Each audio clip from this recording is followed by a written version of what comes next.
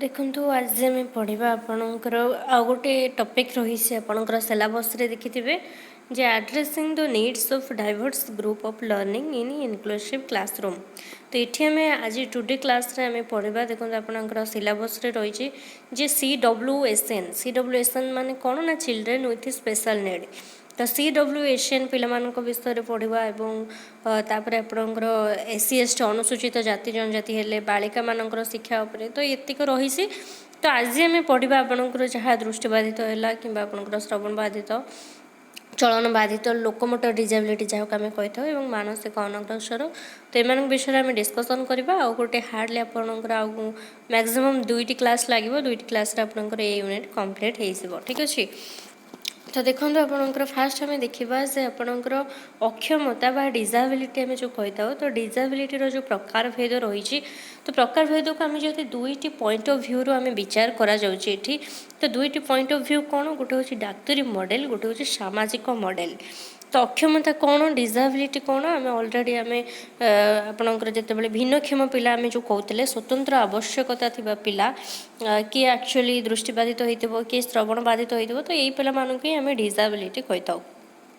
तो आपंकर मेनली जदि आम कहवा आपंकर इनक्लूसिव एजुकेशन गोटे है इंटीग्रेशन और गोटे आपंकर स्पेशल आर ऊपर आपंकर प्रायतः ओटेट क्वेश्चन आसी था और आपंकर आउ गोटे रही टाइप्स ऑफ डिजाबिलिटी आपंकर आसी थे पठन विकार जनित समस्या को कौन कहुए जमीक डिस्लेसिया है डिस्कालकुलिया है आपंकर डिस्ग्राफिया है तो एगुड़िक भी आम से क्लास टी आम देखा तो से आपंकर 2टा वर्ष बा 2टा ईयर आपंकर से क्वेश्चन आसी प्रायतः एवं से आपंकर क्वेश्चन आसूसी और ये जो टॉपिक पढ़ा एथुर आपंकर प्रायतः वेटेज कम आज जो टॉपिक आम पढ़ा स्टिल आपंकर आम पढ़ा ठीक अच्छे कारण पकई दी पारे सेमती किसी भी रूल ना जे आसबनी बोली।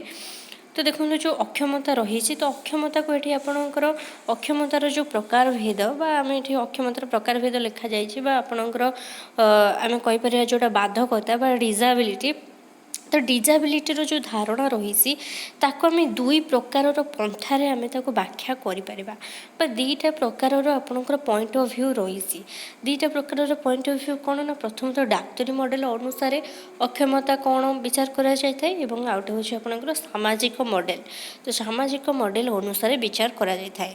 तो जदि आम देखा प्रथम तो डाक्तरी मॉडल अनुसार आपणकर अक्षमता कौन तो अक्षमता देखो विभिन्न प्रकार आपणकर बाधकता रही ये अक्षमतार प्रकार भेदरे यहाँ आम 2टा प्रकार पॉइंट ऑफ व्यू पढ़ुचे ताने नुहे आप भावे जो अक्षमता डिजाबिलिटी हूँ 2 टाइप्स बिल्कुल भी नुहे ये आम अक्षमतार प्रकार भेद हेडिंग रही जाइए बट ये आम जो अक्षमता जो वार्ड रही बाधकता जो वार्ड रही से 2टा पॉइंट ऑफ व्यू विचार करा जाए गोटे हूँ डाक्तरी मॉडल गोटे हूँ सामाजिक मॉडल।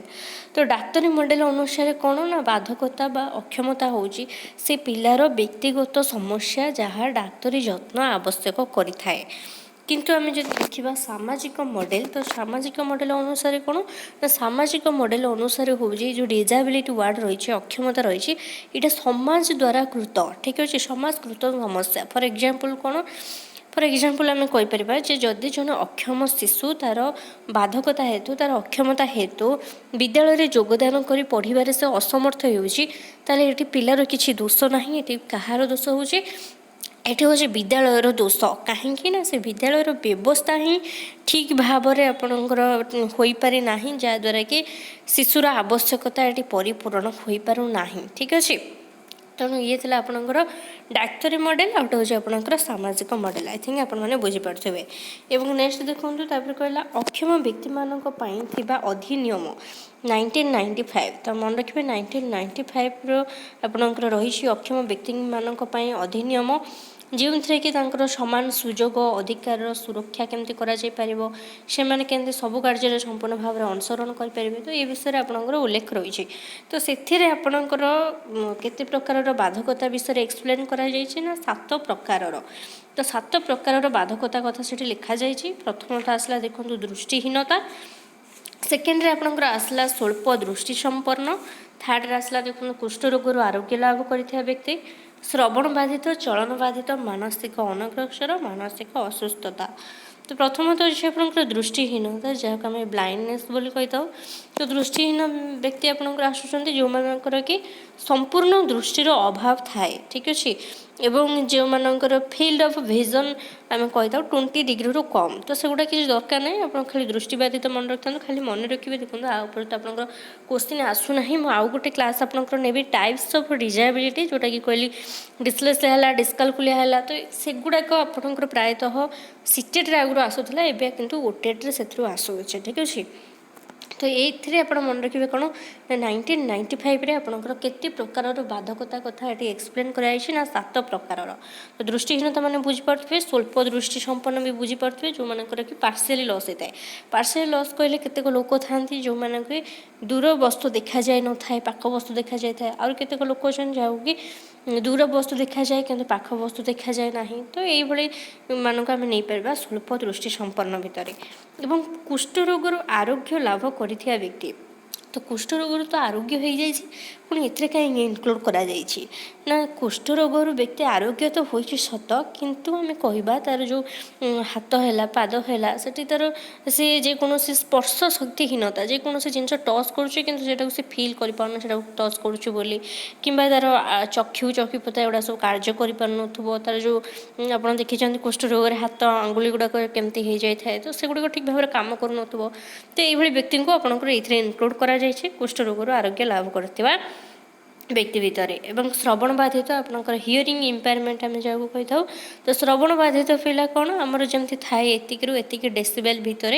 आम शुणी पारू ताठारू जो मैंने श्रवण बाधित थांती आइदर तांको पूरा उच्चरे कहले तांको शुभुथिबो ठीक अच्छे बहुत जोर पार्टी कले शुभुथिबो किंबा जो मैंने कम्प्लीटली लॉस था टोटाली जहाँ को शुभु न थाए तो से माने श्रवण बाधित भितर जीवे ठीक अच्छे एवं नेक्स्ट आपंकर आसला चलन बाधित चलन अक्षमता लोकोमोटर डिजेबिलिटी आम जहाँ कही था लोकोमोटर डिजेबिलिटी कहले धरतु तांकर मांसपेशी मसल है बोन है तो ये सब कौन होता है कि तार मस्तिष्क कौन प्रकार आघात लगे जहाँ आम सेरिब्राल पाल्सी कही था तो ये सब रिजन जो कौन होता है ना से व्यक्ति ठीक भाव में चली पार नथिबो चलन जनित देछि मुवमेंट करि पार नथिबो तार कौन प्रकार अंग छिन्न होइथिबो किंबा हाड़ फाड़ भांगी जाइथिबो भांगी गले तो जोड़ी होरी चलुचंती किंतु तांकर मसल गुड़ाक आप देखिथिबे जो माने कि चलन अक्षमता जो मैंने चली पार न था विभिन्न प्रकार आप लगी विभिन्न प्रकार व्यवस्था करा जाउछि तो से मैंने जीवासा केमती करेंगे तो से पिला कौन होता है ना से पिला चलन अक्षमता भितर इनक्लूड करा जाइछि। नेक्स्ट आपंकर आसला देखो मानसिक अनग्रसर व मेंटल रिटार्डेशन तो मानसिक अनग्रसर व मेंटल रिटार्डेशन भितर को पिला जी ना आप आगू अच्छे आम पढ़ा मानसिक अनग्रसर क्या कहुए मानसिक अनग्रसर जो मेंटल रिटार्डेशन प्रायतः 18 वर्ष भितर ही ये डिजीज आम कहबानी यहाँ 18 वर्ष भितर ही देखा जाए था कौन पिलार ठीक भाव में बौद्धिक विकास हो न बा आपणकर कहुचे आपणकर जो मानकर आईक्यू लेवल साधारण बहुत सारा बहुत कम तो से भी मानसिक अनग्रसर भितर रखा जाए अर्थात आम आगू पढ़ा धरतु जहाँ बयस 5-6 वर्ष किंतु से 2-3 वर्ष पिला भली व्यवहार करुवे ठीक भाव में आडजस्टमेंट परिवेश सहित करें तो ये सब मानसिक अनग्रसर भितर जीवे और मानसिक असुस्थता कहले मेंटल इलनेस यहाँ गोटे डिजीज आम कहीपर मेंटल इलनेस भितर आपंकर जापरेंगे आप देखिए जो मैंने कि बहुत सारा पढ़ी था पढ़ी पागल हो जाती से भी मेंटल इलनेस भितर आसवे जो मानकर कि जन्मरू न थाए ठीक अच्छे मानसिक अनग्रसर यहाँ जन्मरू हो पार कि मानसिक असुस्थता यहाँ प्रायतः जन्मरू न थाए तो ये आपंकर भल हबार भी संभावना रही मानसिक असुस्थतार एवं नेक्स्ट आपंकर आसला देखो 1999 आपंकर जातीय ट्रस्ट अधिनियम आपंकर केते प्रकार बाधकता विषय उल्लेख कराई 4 प्रकार गोटे हूँ ऑटिज्म बा स्वपराणता ऑटिज्म कौन आपंकर कहले जो क्लास रे आपंकर डिस्कालकुलिया डिस्ग्राफिया मुझे पढ़ेबी से आपंकर ऑटिज्म भी एक्सप्लेन करी एवं आपंकर मस्तिष्क पक्षाघात बा सेरिब्राल पाल्सी कहले आपंकर मस्तिष्क पक्षाघात कहले मस्तिष्क जेकोसी आघात जो कौन होता है चलन में लोकटे मुवमेंट कर तार अस्वाभाविकता देखा जाए आम कही था ତାକୁ ଆମେ କହିଥାଉ ସେରିବ୍ରାଲ ପାଲସି ବା ମସ୍ତିଷ୍କ ପକ୍ଷାଘାତ। ଏବଂ ନେକ୍ସଟ ଆପଣଙ୍କର ଇନକ୍ଲୁଡ଼ କରାଯାଇଛି ମେଣ୍ଟାଲି ରିଟାର୍ଡେଡ଼ ବା ମାନସିକ ଅନଗ୍ରସର। ଏବଂ ଲାଷ୍ଟଟି ଆପଣଙ୍କର ଆସିବ ମଲ୍ଟିପୁଲ ଇଣ୍ଟେଲିଜେନ୍ସ ବା ବହୁବିଧ ଅକ୍ଷମତା। ତ ମାନସିକ ଅନଗ୍ରସର କ'ଣ ମୁଁ ଅଲରେଡ଼ି ଆପଣଙ୍କୁ କହିସାରିଲିଣି ଏବଂ ଆଗକୁ ମଧ୍ୟ ରହିଛି ଆମେ ପଢ଼ିବା। ଏବଂ ନେକ୍ସଟ ଆପଣଙ୍କର ବହୁବିଧ ଅକ୍ଷମତା ବା ମଲ୍ଟିପୁଲ ଇଣ୍ଟେଲିଜେନ୍ସ କହିଲେ ଯାହାଠାରେ ଦୁଇ ବା ତତୋଧିକ ଅକ୍ଷମତା ଦେଖାଦେଇଥାଏ ତାହାକୁ ଆମେ ମଲ୍ଟିପୁଲ ଇଣ୍ଟେଲିଜେନ୍ସ ଏଠି ହେଇଯାଇଛି। ମଲ୍ଟିପୁଲ ଇଣ୍ଟେଲିଜେନ୍ସ ନୁହେଁ, ଏଇଟା ମଲ୍ଟିପୁଲ ଡିଜାବିଲିଟି ହେବ। ମଲ୍ଟିପୁଲ ଡିଜାବିଲିଟି କହିଲେ ଏଠି ବହୁବିଧ ଅକ୍ଷମତା ଯିବ ଯାହାଙ୍କଠାରେ ଦୁଇ ବା ତତୋଧିକ ଅକ୍ଷମତାର ସମାହାରକୁ ଆମେ କହିଥାଉ ବହୁବିଧ ଅକ୍ଷମତା। ଠିକ୍ ଅଛି। ଏବଂ ମନେ ରଖିବେ ଯେ ଏଇ ଯେଉଁ ମେଣ୍ଟାଲି ରିଟାର୍ଡେଡ଼ ବା ମାନସିକ ଅନଗ୍ରସର ଏଇଟା ଆପଣଙ୍କର ଏଥିରେ ବି ଇନକ୍ଲୁଡ଼ ଅଛି। କେଉଁଥିରେ ନା 1995 ଅଧିନିୟମରେ ଏବଂ ଆପଣଙ୍କର 1999 ଆପଣଙ୍କର ଯେଉଁଟା ରହିଛି କି ଜାତୀୟ ଟ୍ରଷ୍ଟ ଅଧିନିୟମ ସେଥିରେ ମଧ୍ୟ ଇନକ୍ଲୁଡ଼ କରାଯାଇଛି। ଠିକ୍ ଅଛି। ଏତିକ ପଏଣ୍ଟ ମନେ ରଖିବେ। ଏବଂ ନେକ୍ସଟ ଆମେ ପଢ଼ିବା ଦେଖନ୍ତୁ ଦୃଷ୍ଟିବାଧିତ ପିଲାମାନଙ୍କର ଶିକ୍ଷା।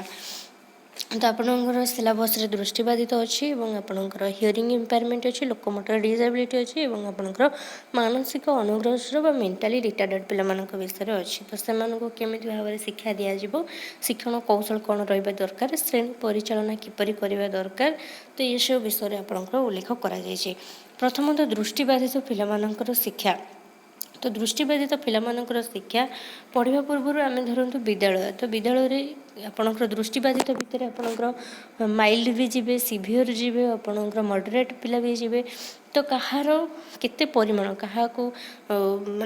କାହାର ଏଇ ଯେଉଁ ଅକ୍ଷମତାର ହାର ବା ଅକ୍ଷମତାର ମାତ୍ରା କେତେ, ତ ସେଇଟା ଆମେ କେମିତି ଜାଣିବା। ଧରନ୍ତୁ କିଛି ପିଲା ଆପଣଙ୍କର କ୍ଲାସରୁମ୍ରେ ଅଛନ୍ତି, ତ ସେଠି ଟିଚର କେମିତି ଜାଣିବ ନା ସେ ପିଲାମାନଙ୍କର ସିମ୍ପଟମ୍ସ ଦେଖିକିନା ଜାଣିବ, ପିଲାର ବିହେଭିଅର ଦେଖିକିନା ଜାଣିପାରିବ ଯେ ଏ ପିଲାଠାରେ ଦୃଷ୍ଟିବାଧିତ ଜନିତ କିଛି ସମସ୍ୟା ରହିଛି। ଠିକ୍ ଅଛି, ଦୃଷ୍ଟି ଜନିତ କିଛି ସମସ୍ୟା ରହିଛି। ତାହେଲେ ସେ ଲକ୍ଷଣ ସବୁ କ'ଣ ମୁଁ ଏଠି ଇନକ୍ଲୁଡ଼ କରିନାହିଁ, କାରଣ ଲକ୍ଷଣ ଗୁଡ଼ିକ ଭିତରେ ଆପଣ ନର୍ମାଲି ଜାଣିପାରୁଥିବେ ଯାହାର ଆଦୌ ଆଖି ନଥିବ କିମ୍ବା ଆଖି ଡୋଳାର ବିକୃତ ପରିଲକ୍ଷିତ ହେଉଥିବ, କୌଣସି ସେ ଅଜଣା ପରିବେଶ ଯିବାକୁ ଭୟ ପ୍ରକାଶ କରୁଥିବ, ତା ଆଣ୍ଠୁ ତଳକୁ ଯେତିକ ପ୍ରକାର ଜିନିଷ ଥିବ ଝୁଣ୍ଟୁଥିବ, ଆଖି ଦ୍ୱାରା ଯେକୌଣସି ପ୍ରକାର କାର୍ଯ୍ୟ ସମ୍ପନ୍ନ କରିବାରେ ଆଗ୍ରହ ପ୍ରକାଶ କରିନଥାଏ, ପିଲାଙ୍କର ପ୍ରାୟତଃ ମୁଣ୍ଡ ବିନ୍ଧେଇବା, ମୁଣ୍ଡ ବୁଲେଇବା, ବିରକ୍ତି ଭାବ, ଆଖି ପୋଡ଼ିବା ଆଦି ଲକ୍ଷଣ ଦେଖାଯାଇଥାଏ। ଆଖିକୁ ବାରମ୍ବାର ସେମାନେ ମକଚିଥାନ୍ତି, ଆଖି ସବୁବେଳେ ରେଡ଼୍ କଲର୍ ହେଇକିନା ରହିଥାଏ, ଅଧିକାଂଶ ସମୟରେ ସେମାନେ ଆଖି ମିଟିମିଟି କରିଥାନ୍ତି। ପ୍ରାୟତଃ ଆପଣଙ୍କର ପିଲାଙ୍କ ମନରେ ଗୋଟେ ବସ୍ତୁର ଛାୟା ଯେଉଁଟା ସୃଷ୍ଟି ହୋଇଥାଏ ତାକୁ ନେଇକିନା ତାଙ୍କ ମନରେ ଭ୍ରମ ଦେଖାଦେଇଥାଏ। ବହିକୁ ପଢ଼ିଲା ବେଳେ ବହୁତ ନିକଟରେ ରଖିକି ପଢ଼ିଥାନ୍ତି, ଲେଖିବା ସମୟରେ ଧାଡ଼ି ଶବ୍ଦ ମଧ୍ୟରେ ନିର୍ଦ୍ଦିଷ୍ଟ ବ୍ୟବଧାନ ରଖିପାରନ୍ତି ନାହିଁ, ବ୍ଲାକବୋର୍ଡ଼ରୁ ଦେଖିକିନା ଲେଖିବା ବେଳେ ବି ଅସୁବିଧାର ସମ୍ମୁଖୀନ ହୋଇଥାନ୍ତି। 4-5 ମିଟର କିମ୍ବା ତାଠାରୁ ଅଧିକ ଦୂରରେ ଯଦି କୌଣସି ଜିନିଷ ବା ବ୍ୟକ୍ତି ଅଛନ୍ତି ତାଙ୍କୁ ମଧ୍ୟ ଚିହ୍ନିବାରେ ଅସୁବିଧା ହୋଇଥାଏ। ଖେଳକୁଦ ସାଂସ୍କୃତିକ କାର୍ଯ୍ୟକ୍ରମରେ ମଧ୍ୟ ସେମାନେ ଅଂଶଗ୍ରହଣ କରିବାକୁ ଆଗ୍ରହ ପ୍ରକାଶ କରିନଥାନ୍ତି, ଏକୁଟିଆ ରହିବାକୁ ଭଲ ପାଇଥାନ୍ତି। ଏବଂ ଯେଉଁ ବସ୍ତୁ, ଅକ୍ଷର ବା ଶବ୍ଦ ମଧ୍ୟରେ ସିମିଲାରିଟି ରହିଛି, ଯେମିତିକି ଆପଣ ପଢ଼ିବେ ପଠନ ବିକାରରେ, ଯେମିତି ପିଲା ଡବ୍ଲୁକୁ ଜଣେ ଏମ୍ ପଢ଼ୁଥିବେ, ଏମ୍କୁ ଡବ୍ଲୁ ପଢ଼ୁଥିବେ, ଆପଣଙ୍କର 6କୁ 9 ପଢ଼ୁଥିବେ, 9କୁ 6 ପଢ଼ୁଥିବେ, ତ ଏଇଭଳିଆ ରହିଛି ଯାହା ଭିତରେ ସିମିଲାରିଟି ରହିଛି। ପ୍ରାୟତଃ ସେମାନେ ସେ ଅକ୍ଷର ଗୁଡ଼ିକୁ ଚିହ୍ନଟ କରିବାରେ ବା ପଢ଼ିବାରେ ଭୁଲ କରିଥାନ୍ତି। ଠିକ୍ ଅଛି। ତ ଏଇସବୁ ସିମ୍ପଟମ୍ସ ଦେଖାଦେଲେ ତ ଟିଚର ଜାଣିପାରିବେ ଯେ ଏଇ ପିଲାଠାରେ କିଛି ଦୃଷ୍ଟିଗତ ସମସ୍ୟା ଅଛି। ତ ଆର ଉପଚାର କରିବା ପାଇଁ କ'ଣ ନା ଯେଉଁମାନେ ସ୍ପେଶାଲିଷ୍ଟ ଥିବେ ଆପଣଙ୍କର ଆଇ ସ୍ପେଶାଲିଷ୍ଟ, ତ ସେମାନଙ୍କ ପାଖକୁ ଆପଣଙ୍କର ନେଇକି ଯିବେ, ଆଖି ଡାକ୍ତର। ତ ସେମାନଙ୍କ ପାଖରେ ତା'ର ଟେଷ୍ଟ କରାଇ ଯାହାର ନିରୀକ୍ଷଣ ହୋଇପାରିବ, ଯାହାର ନ ହୋଇପାରିବ, ଯେଉଁମାନଙ୍କର କମ୍ପ୍ଲିଟଲି ଲସ୍, ତ ସେମାନଙ୍କ ପାଇଁ କ'ଣ ରହିଛି, ଆମେ ବ୍ରେଲ୍ ପୁସ୍ତକ ବ୍ୟବହାର କରିବା। ତ ଏସବୁ ରହିଛି। ତ ଦେଖନ୍ତୁ ଶିକ୍ଷଣ କୌଶଳ ଆସିଲା, ତ ଏଇ ଶିକ୍ଷଣ କୌଶଳ ହିଁ ହେଉଛି ଇମ୍ପୋର୍ଟାଣ୍ଟ ଯଦି ଆମେ ପଢ଼ିବା। ତ ଆପଣଙ୍କର ଆମେ କ'ଣ ଦେଖିଲେ ନା ଆମେ ଇନକ୍ଲୁସିଭ୍ ଏଜୁକେସନ୍ କଥା ପଢ଼ୁଥିଲେ, ତ ଏବେ ତ ଇନକ୍ଲୁସିଭ୍ ଏଜୁକେସନ୍ ଉପରେ ଫୋକସ୍ କରାଯାଉଛି। ତ ସେଠି ଆପଣଙ୍କର ଦୃଷ୍ଟିବାଧିତ ପିଲା ହୁଅନ୍ତୁ କିମ୍ବା ସ୍ୱଳ୍ପ ଦୃଷ୍ଟିସମ୍ପନ୍ନ ପିଲା ହୁଅନ୍ତୁ, ସେମାନେ ସାଧାରଣ ଶିକ୍ଷାର୍ଥୀଙ୍କ ସହିତ ସାଧାରଣ ବିଦ୍ୟାଳୟରେ ଶିକ୍ଷା ଗ୍ରହଣ କରିବେ। ଏବଂ ଏଥିରେ ଏଇ ଯେଉଁ ଫଳପ୍ରଦ ଶିକ୍ଷଣ ପାଇଁ କାହାର ବେଶୀ ଭୂମିକା ରହିଛି, ଶିକ୍ଷକଙ୍କର ରହିଛି, ପିତାମାତାଙ୍କର ରହିଛି, ଅଣବାଧିତ ଶିକ୍ଷାର୍ଥୀମାନଙ୍କର ବି ରହିଛି। ତ ଏଇଟା ବି ଆମେ ଜାଣିଛେ।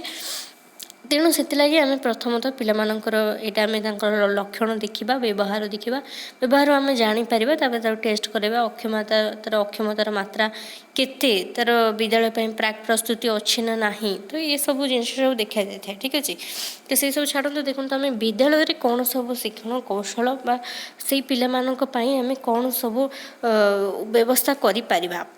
ଦେଖନ୍ତୁ, ଯେଉଁମାନେ ସମ୍ପୂର୍ଣ୍ଣ ଦୃଷ୍ଟିବାଧିତ ପିଲା, ଯେଉଁମାନେ କମ୍ପ୍ଲିଟଲି ଲସ୍ ଯେଉଁମାନଙ୍କର, ତ ସେମାନେ ଆମେ ଦେଖିବା ଯେ ସେମାନଙ୍କ ପାଇଁ ଆମେ ବ୍ରେଲ୍ ପୁସ୍ତକର ବ୍ୟବସ୍ଥା କରିବା ଏବଂ ତା'ର ଇନ୍ଦ୍ରିୟ ଜନିତ, ଇନ୍ଦ୍ରିୟ କହିଲେ ସେ ଟଚ୍ କରିକି ହେଲା, ଶୁଣି କରିକି ହେଲା, ଏସବୁ ମାଧ୍ୟମରେ ସେ ଶିଖିବାର ବ୍ୟବସ୍ଥା କରିବା ଏବଂ ଅଡ଼ିଓ କ୍ୟାସେଟ୍ ମାଧ୍ୟମରେ ଆମେ ବିଷୟବସ୍ତୁକୁ ଯୋଗାଇ ଦେବା, ବିଷୟବସ୍ତୁ ଗୁଡ଼ିକୁ ଉପସ୍ଥାପନ କରିବା, ଯାହାଦ୍ୱାରା କି ସେ ଶୁଣିକରି ମଧ୍ୟ ବିଷୟବସ୍ତୁ ଶିଖିପାରିବ। ଏବଂ ନେକ୍ସଟ ଆପଣଙ୍କର ଆସିଲା, ଦେଖନ୍ତୁ ସ୍ୱଳ୍ପ ଦୃଷ୍ଟି ସମ୍ପନ୍ନ। ତ ସ୍ୱଳ୍ପ ଦୃଷ୍ଟି ସମ୍ପନ୍ନ ପିଲା ଯିଏ ଥିବେ, ଯାହାଙ୍କୁ କି ଅଳ୍ପ ଅଳ୍ପ ଦେଖାଯାଉଥିବ, ତ ସେମାନଙ୍କୁ ଆମେ ମ୍ୟାଗ୍ନିଫାଇଂ ଗ୍ଲାସ୍, ଆମେ ବିବର୍ଦ୍ଧକ କାଚ ଯାହାକୁ କୁହାଯାଉଛି, ତ ସେଇଟା ଆମେ ଯୋଗାଇ ଦେବା। ତ ସେଇଟା ଯୋଗାଇ ଦେଲେ ସେମାନେ ପଢ଼ିପାରିବେ। ଯେଉଁମାନେ କି ଗ୍ଲାସ୍ ୟୁଜ୍ କରୁଛନ୍ତି, ତ ଗ୍ଲାସ୍ ୟୁଜ୍ କରି ସେମାନେ ଆରାମସେ ପଢ଼ିପାରିବେ। ଏବଂ ଆମେ ତାଙ୍କୁ ଧରନ୍ତୁ କୌଣସି ଛୋଟ ଛୋଟ ଲେଖା, ଧରନ୍ତୁ ବିଷୟବସ୍ତୁ ଅଛି, ତାକୁ ଆମେ ବଡ଼ ଛାପା ଫର୍ଦ୍ଦରେ ବଡ଼ ବଡ଼ ଲେଟରରେ ତାଙ୍କୁ ମଧ୍ୟ ଲେଖିକି ଯୋଗାଇ ଦେବା। ବ୍ଲାକବୋର୍ଡ଼ରେ ଆମେ ଯେତେବେଳେ ଲେଖୁଛେ ସେତେବେଳେ ବି ବଡ଼ ବଡ଼ ଅକ୍ଷରରେ ଲେଖିବା, ଯାହାଦ୍ୱାରା କି ସେମାନଙ୍କୁ ଦେଖାଯିବ। ଏବଂ ଶ୍ରେଣୀ ପରିଚାଳନା ବ୍ୟବସ୍ଥା ଆମ ଯେଉଁ କ୍ଲାସରୁମ୍ରେ ସେ ପିଲାମାନଙ୍କୁ ଆମେ କେମିତି ବସାଇବା, କେଉଁଠି ବସାଇବା, କେଉଁଠି ତାକୁ ଭଲ ଭାବରେ ଦେଖାଯିବ, ତ ଏଇ ରିଲେଟେଡ଼। ଠିକ୍ ଅଛି, ତ ପ୍ରଥମତଃ କହିଲା, ଏଇ ପିଲାମାନଙ୍କୁ ଆମେ ସମ୍ମୁଖ ଧାଡ଼ିରେ ବସିବାକୁ ସୁଯୋଗ ଦେବା, ଆଗ ଧାଡ଼ିରେ ବସିବାକୁ ସୁଯୋଗ ଦେବା, ଯାହାଦ୍ୱାରା ଜଣେ ସ୍ୱଳ୍ପ ଦୃଷ୍ଟି ସମ୍ପନ୍ନ ପିଲା ଆଗ ଧାଡ଼ିରେ ବସିଲେ ସେ ଠିକ୍ ଭାବରେ ବ୍ଲାକବୋର୍ଡ଼କୁ ଦେଖିପାରିବ, ଶିକ୍ଷକଙ୍କୁ ବି ଦେଖିପାରିବ। ଏବଂ ପିଲାମାନେ ଯଦି ଦଳଗତ କାର୍ଯ୍ୟରେ, ଏଇ ପିଲାମାନେ ସାଧାରଣ ପିଲାମାନଙ୍କ ସହିତ ମିଶି ଦଳଗତ କାର୍ଯ୍ୟରେ କୌଣସି ପ୍ରକାରର କାର୍ଯ୍ୟ କରୁଛନ୍ତି, ନିଜକୁ ଯଦି ସୁରକ୍ଷିତ ମନେ କରୁଛନ୍ତି, ତାହେଲେ ଆମେ ସେ ପିଲାମାନଙ୍କୁ ସେଠାରେ ବସିବାକୁ ମଧ୍ୟ ସୁଯୋଗ ଦେଇପାରିବା। ଏବଂ এই ପିଲାମାନଙ୍କୁ ଆମେ ପର୍ଯ୍ୟାପ୍ତ ଆଲୋକ ମିଳୁଥିବା ସ୍ଥାନରେ ବସିବାକୁ ସୁଯୋଗ ଦେବା। ପର୍ଯ୍ୟାପ୍ତ ଆଲୋକ ପଡ଼ିଲେ କ'ଣ ହେବ ନା, ପର୍ଯ୍ୟାପ୍ତ ଆଲୋକ ପଡ଼ିଲେ ସେ ବ୍ଲାକବୋର୍ଡ଼ ବା ଭଲ ଭାବରେ ଦେଖିକିନା ଲେଖିପାରିବ। ଠିକ୍ ଅଛି, କଳାପଟାରେ ଯାହା ଲେଖା ହେଉଥିବ ଦେଖିକି ଲେଖିପାରିବ। ଏବଂ ଶ୍ରେଣୀ ପ୍ରକୋଷ୍ଠରେ ଥିବା ଆସବାବପତ୍ର, ଯାହା ଶ୍ରେଣୀ ପ୍ରକୋଷ୍ଠରେ ଆସବାବପତ୍ର ରହିଛି, ତାକୁ ଆମେ ଏଣେ ତେଣେ ନ ଫୋପାଡ଼ିକି, ଏଣେ ତେଣେ ଫୋପାଡ଼ିଲେ ଆମର କ'ଣ ହେବ ନା, ଏଣେ ତେଣେ ଫୋପାଡ଼ିବା ଦ୍ୱାରା ପିଲାଟି ଝୁଣ୍ଟିବ। ଯେଉଁମାନେ ଦୃଷ୍ଟିବାଧିତ ପିଲା ଅଛନ୍ତି, ତ ସେମାନେ ଝୁଣ୍ଟିବେ, ତେଣୁ ଆମେ ତାକୁ ସେଗୁଡ଼ିକୁ ସବୁ ସଜାଡ଼ିକି ରଖିବା ଏବଂ ସାମଗ୍ରୀ ଗୁଡ଼ିକ ଉପଯୁକ୍ତ ସ୍ଥାନରେ ମଧ୍ୟ ସଂରକ୍ଷିତ କରି ରଖିବା। ସେ ସମ୍ପର୍କରେ ପିଲାମାନଙ୍କୁ, ଦୃଷ୍ଟିବାଧିତ ପିଲାମାନଙ୍କୁ ଆମେ ସୂଚନା ଦେବା, ଯାହାଦ୍ୱାରା କ'ଣ ହେବ, ସେ ନିଜେ ମଧ୍ୟ ସାମଗ୍ରୀଟି ଉପଯୁକ୍ତ ସ୍ଥାନରୁ ଆଣି ବ୍ୟବହାର କରିପାରିବ। ଏବଂ ଦେଖନ୍ତୁ, এই ପିଲାମାନଙ୍କ ପାଇଁ ଉଦ୍ଦିଷ୍ଟ କାର୍ଯ୍ୟଗୁଡ଼ିକ ଯୁକ୍ତିଯୁକ୍ତ, ଆନୁକ୍ରମିକ ତଥା ପଦ୍ଧତିଗତ ହେବା ଦରକାର। ଯୁକ୍ତିଯୁକ୍ତ ମାନେ ଲଜିକାଲ, ଅର୍ଥାତ୍ ତାଙ୍କ ପାଇଁ ଆମେ ଯେଉଁ କାର୍ଯ୍ୟଗୁଡ଼ିକ କରୁଛେ ଲଜିକାଲ ହେବା ଦରକାର, ଆନୁକ୍ରମିକ ହେବା ଦରକାର, ଗୋଟେ କ୍ରମ ଅନୁଯାୟୀ ହେବା ଦରକାର ଏବଂ ପଦ୍ଧତିଗତ ହେବା ଦରକାର। ଏବଂ ସେମାନଙ୍କର ଶିକ୍ଷଣ ସାଧାରଣତଃ ଆମେ ଜାଣିଛେ ଯେ ସାଧାରଣ ପିଲାମାନଙ୍କଠାରୁ ସେମାନଙ୍କର ଶିକ୍ଷଣ ପ୍ରାୟତଃ ଭିନ୍ନ ହୋଇଥାଏ। କାରଣ ସାଧାରଣ ପିଲାଟାକୁ ଆମେ ଡାଇରେକ୍ଟ କହିଲେ ସେମାନେ ଜ୍ଞାନ ଆହରଣ କରିପାରିବେ, କିନ୍ତୁ ଦୃଷ୍ଟିବାଧିତ ଜଣେ ପିଲା ପାଇଁ ମଧ୍ୟସ୍ଥତା କୁହାଯାଉଛି, ମିଡ଼ିଏଟେଡ଼ ଶିକ୍ଷଣ ଦ୍ୱାରା ସେମାନେ ଶିଖିଥାନ୍ତି। ଅର୍ଥାତ୍ କ'ଣ, ସେମାନେ ଧରନ୍ତୁ ଡାଇରେକ୍ଟ ଶିଖିପାରୁନାହାନ୍ତି, ତ ସେଠି ବିଷୟବସ୍ତୁଟିକୁ ଆମେ ଯେମିତି କହିଲେ ଅଡ଼ିଓ କ୍ୟାସେଟ୍ ମାଧ୍ୟମରେ ଆମେ ତାଙ୍କୁ ଯୋଗାଇ ଦେବା, ଯେମିତିକି ବ୍ରେଲ୍ ପୁସ୍ତକ ସେମାନେ ପଢ଼ିବେ, କିମ୍ବା ପିତାମାତା ଧରନ୍ତୁ ଅଛନ୍ତି, ପିତାମାତା ତାଙ୍କୁ ହେଲ୍ପ କରିପାରିବେ, ପଢ଼ିକି ଶୁଣେଇ ପାରିବେ। ତ ଏସବୁ ବିଭିନ୍ନ ପ୍ରକାରର ବ୍ୟବସ୍ଥା ତାଙ୍କ ପାଇଁ ରହିଛି, ଅଲ୍ଟରନେଟ୍ ଉପାୟ ଆମେ ତାଙ୍କ ପାଇଁ ୟୁଜ୍ କରିବା। ଏବଂ ନେକ୍ସଟ ଦେଖନ୍ତୁ, ଅଧିକ ସମୟର ବ୍ୟବସ୍ଥା କରିବା। ଅଧିକ ସମୟର ବ୍ୟବସ୍ଥା କ'ଣ ନା, ସାଧାରଣ ପିଲା ତ ସଙ୍ଗେ ସଙ୍ଗେ ପାଠଟିକୁ ବୁଝିକି ସଙ୍ଗେ ସଙ୍ଗେ କରିଦେଇଥାଏ, କିନ୍ତୁ ଏଇ ଯେଉଁ ପିଲାମାନେ ରହିଛନ୍ତି, ତ ଏଇ ପିଲାମାନଙ୍କ ପାଇଁ ଆମେ ଅଧିକ ସମୟର ବ୍ୟବସ୍ଥା କରିବା। ଅଧିକ ସମୟର ବ୍ୟବସ୍ଥା କରିବା ଦ୍ୱାରା କ'ଣ ହେବ, ଧରନ୍ତୁ ଘଣ୍ଟାଏ ଅଛି, ଯେଉଁମାନେ କି ସାଧାରଣ ପିଲା 1 ଆୱାର ଏକ୍ଜାମ୍ ଦେଉଛନ୍ତି, ତ ଏଇ ପିଲାମାନଙ୍କ ପାଇଁ ଆହୁରି 10 ମିନିଟର ଆମେ ଅଧିକ ବ୍ୟବସ୍ଥା କରିପାରିବା। ଏବଂ ଧରନ୍ତୁ ଅଲ୍ଟରନେଟ୍ ଉପାୟ, ଧରନ୍ତୁ ଜଣେ ସାଧାରଣ ପିଲାର ଧରନ୍ତୁ ଲିଖିତ ବ୍ୟବସ୍ଥା କରାଯାଉଛି, ଜଣେ ଦୃଷ୍ଟିବାଧିତ ପିଲା ତ ଲେଖା ମାଧ୍ୟମରେ ଏକ୍ଜାମ୍ ଦେଇପାରିବ ନାହିଁ, ତ ତାଙ୍କ ପାଇଁ ଆମେ କ'ଣ କରିପାରିବା ନା, ଜଣେ ଦୃଷ୍ଟିବାଧିତ ପିଲା ପାଇଁ ଆମେ ମୌଖିକ ପରୀକ୍ଷାର ବ୍ୟବସ୍ଥା କରିପାରିବା। ତ ଏସବୁ ରହିଛି ଆପଣଙ୍କର। ଏବଂ ଯୁକ୍ତ ପାଠ୍ୟକ୍ରମକୁ ଗୁରୁତ୍ୱ, ଯୁକ୍ତ କହିଲେ ଏଠି ପ୍ଲସ୍ प्लस करिकुलर एक्टिविटीज। तो प्लस करिकुलर एक्टिविटीज कौन जहाँ भितर आपणकर रोचे ब्रेल पठन लिखन है से केमी मोबिलिटी अर्थात मूवमेंट केमती करेंगे चली पारे गतिशीलतार तालीम दिज्व इंद्रिय मानकर तालीम दिज्व केमी टच करके शुणिक जिनस गुड़िक शिखिबे गाणितिक उपकरण क्यों भाव में व्यवहार करेंगे और दैनंदिन कार्यकलाप जो कर डेली लिविंग स्किल्स तो ये सब केमती डेभलप हो पार ये सब आपणकर प्लस करिकुलर एक्टिविटीज भितर जाऊँगी जोटा कि आपणकर दृष्टिबाधित पिलामानंकପାଇଁ उद्दिष्ट ठीक अच्छे। तेणु ये आपंकर संपूर्ण थिला दृष्टिबाधित पिलामानंकପାଇଁ शिक्षण तो अंतर्निवेशी शिक्षा कार्यक्रम मध्य ये जो दृष्टिबाधित पिलामानंकर शिक्षा जदि सफल होबाकू माने सफल हम केमिति ना जदि आम श्रेणी परिचालना उपर ध्यान दबा शिक्षण कौशल उपर ध्यान दबा आम केमिति को उपाय से माने कैप्चर करें तांकर एबिलिटी केते तो ये सब उपर आम फोकस करबा एवं तांको टीचिंग लर्निंग मटेरियल आम जोगाई दबा बहुत सारा टीचिंग लर्निंग मटेरियल आम जोगाई दबा एवं तांको आम जो माने स्वल्प दृष्टि संपन्न बड़ छापा फोड़दबा मैग्निफाइंग ग्लास आम तांको दे परिबा जो माने दृष्टिबाधित ब्रेल पुस्तक दबा ऑडियो कैसेट माध्यम दे परिबा एवं सर्वोपरि सब बेले पॉजिटिविटी बा हमर सकारात्मक मनोवृत्ति रहिबा दरकार सब जिनस ठीक अच्छे। तो सब जिनस आम सकारात्मक मनोवृत्ति रखिले निश्चिंत दिन दिने सब जिन सक्सेस हो पार। तेणु ये थिला आपणकर दृष्टिबाधित और नेक्स्ट आम पढ़ा श्रवण बाधित पिलामानंकर शिक्षा। तो श्रवण बाधित पिलामानंक क्षेत्र में कौन होता है देखो जड़े साधारण पिलाटीए आपणकर आमर जमी पिलामानंकर रही जो स्किल रही आपणकर चारि प्रकार गोटे हूँ LSRW। तो LSRW रे आपणकर एल हूँ कौन ना LSRW एल फॉर आपणकर लिसनिंग एस फॉर हूँ स्पीकिंग आर फॉर रीडिंग और W फॉर हूँ राइटिंग। तो प्रथम तो देखते जो लिसनिंग आउ स्पीकिंग स्किल तो प्रथम तो पिलाटी जिते जन्म होची तो तार प्रथम तो श्रवण शक्तिर डेवलपमेंट होची ठीक अच्छे लिसनिंग स्किल डेवलपमेंट होता है तापर से परिवेश रे तार माता पिता हूँ तो परिवार सदस्य हूँ समस्त शुणे शुणिकिना तापर से कहवा को चेष्टा करें। तेणु ये जो लिसनिंग और स्पीकिंग स्किल होची पूरा इंटर रिलेटेड। तेणु जो मैंने साधारण पिला अच्छा देखो एमती क्रमान्वय ही मन रखिए कारण आपंकर एग्जाम आसी था एमती क्रमान्वय ही पचारि प्रथम तो पिलार लिसनिंग स्किल डेभलप होता है तापर स्पीकिंग तापर तार रीडिंग तापर हूँ राइटिंग और राइटिंग हूँ पिलापाई बहुत कठिन जटिल हो पड़ता है राइटिंग स्किलटा तो ये भाव में तार डेभलप होता है ठीक अच्छे। तो जो साधारण पिला जिते जन्म होची तार प्रथम लिसनिंग स्किल डेभलप हम धीरे धीरे से शुणिकी स्पीकिंग स्किल डेभलप हम जमी देखो आम ओडिशा जन्म होइछे तो जन्म हो गोटे पिलाटा तो जन्मरू से ओडिया केमिति लेखा हम सेंटेंस क्या कह जाए नाउन कौन ये तो सब किसी शिखी न थाए ना ताको शिखा जाए न थाए किंतु से शुणी करिकिना कहवा जानी थाए सेमती अलग स्टेट रहा अलग स्टेट रे सेमती आपणकर पंजाबी हो कि आपणकर हिंदी हो कि मराठी हो कि आपणकर उर्दू हो तो सेमाने सेमती परिवेश शुणिले शुणा पर कहवा पिलार स्टार्ट हो जाए।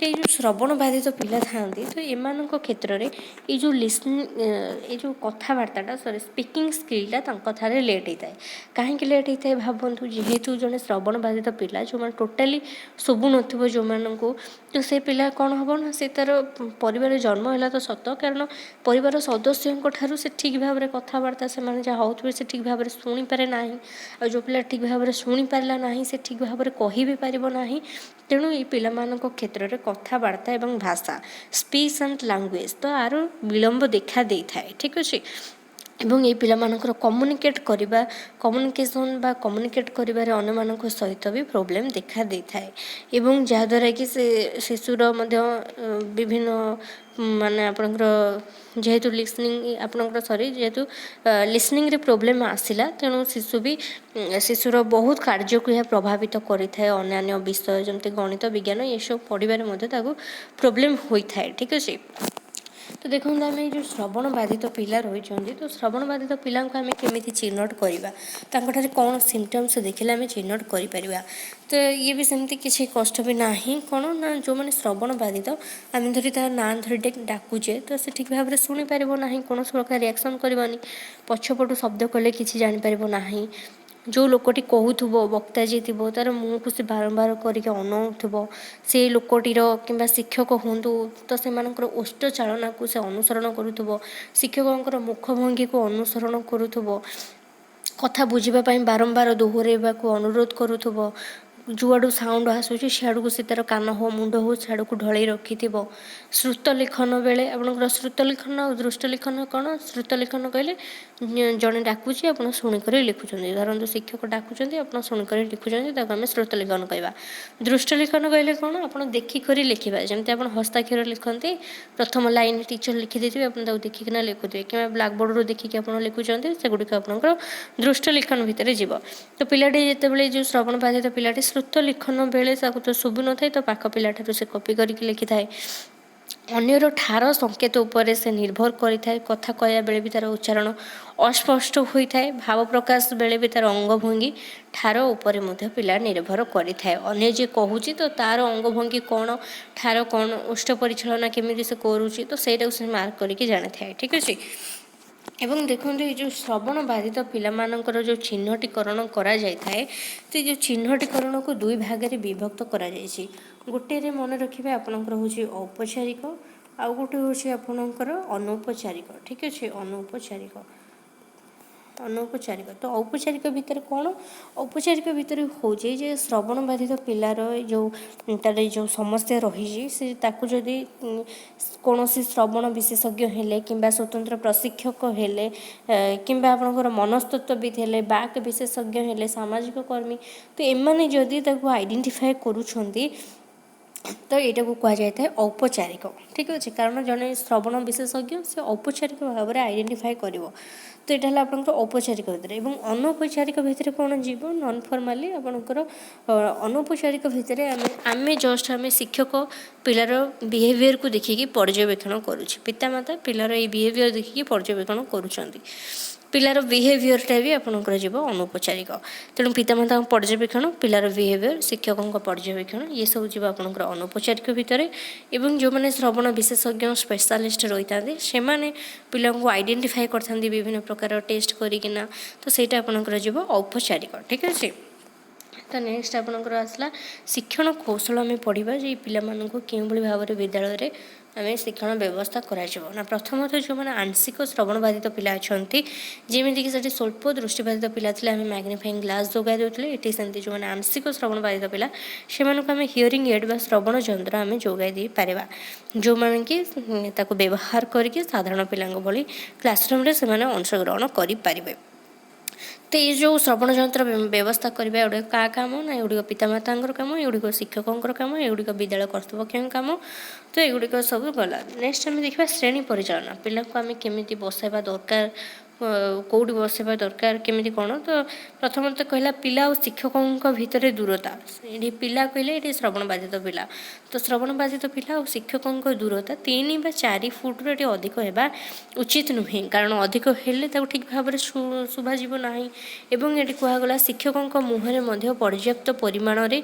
आपणकर आलोक पड़ुवा दरकार जहाँद्वारा कि श्रवण बाधित पिलाटी कौन कर शिक्षकों ओष्ठ परिचालना देखी जापर से कौन कहते एवं शिक्षक मध्य क्लासरूम रे अधिक एपट सेपट हवा बा चल प्रचल करने आवश्यकता ठारू करवा उचित नुहे कारण अधिक जब चल प्रचल कले श्रवण बाधित पिलाटी शिक्षकों मुँह को देखार असुविधा हम एवं नेक्स्ट आसला श्रेणी कोठरी कोलाहल मुक्त होगा दरकार क्लासरूम टी जदि नॉइज पूरा कोलाहल होची श्रवण बाधित पिलाटी को शुणवार असुविधा है तेणु नॉइज फ्री होगा दरकार एवं नेक्स्ट आपंकर आसला पिलाटी जेपरी शिक्षकों मुख भंगी को बिना बाधार देखिपर से भाई आम व्यवस्था करवा से नहीं बसाइबा तो श्रवण बाधित पिलाटी जमी भल भाव पाठटी को बुझीपर आम साहाय्य करवा एवं ये श्रवण बाधित पिला क्यों क्यों मेथड यूज करकिना केमी से कम्युनिकेट करें जोगाजोग करें अन्य सहित सेगुड़ी केमती डेभलप हम ता लगी एगुड़ा सब विभिन्न मेथड रही oral method auditory verbal unisensory method sign language total communication method तो एगुड़िक कौन एगुड़िक सब आपणकर गोटे टाइप ऑफ मेथड जोटा कि आपणकर हियरिंग इम्पेयरमेंट बा हियरिंग इम्पेयर्ड पिलामानंकु ये मेथड गुड़ा शिक्षा दि जाए प्रायतः हम जो मैंने स्पेशल सिटी स्पेशल बीएड करुँच प्रायतः से पिलामाने ही जानी कारण से मैंने ही ये पिलामानंकु शिखई था जो मैंने पर्टिकुलर ये श्रवण बाधित पिलामानंक ट्रेनिंग नौ था तो से मैंने एगुड़िक भल भाव जानते ठीक अच्छे।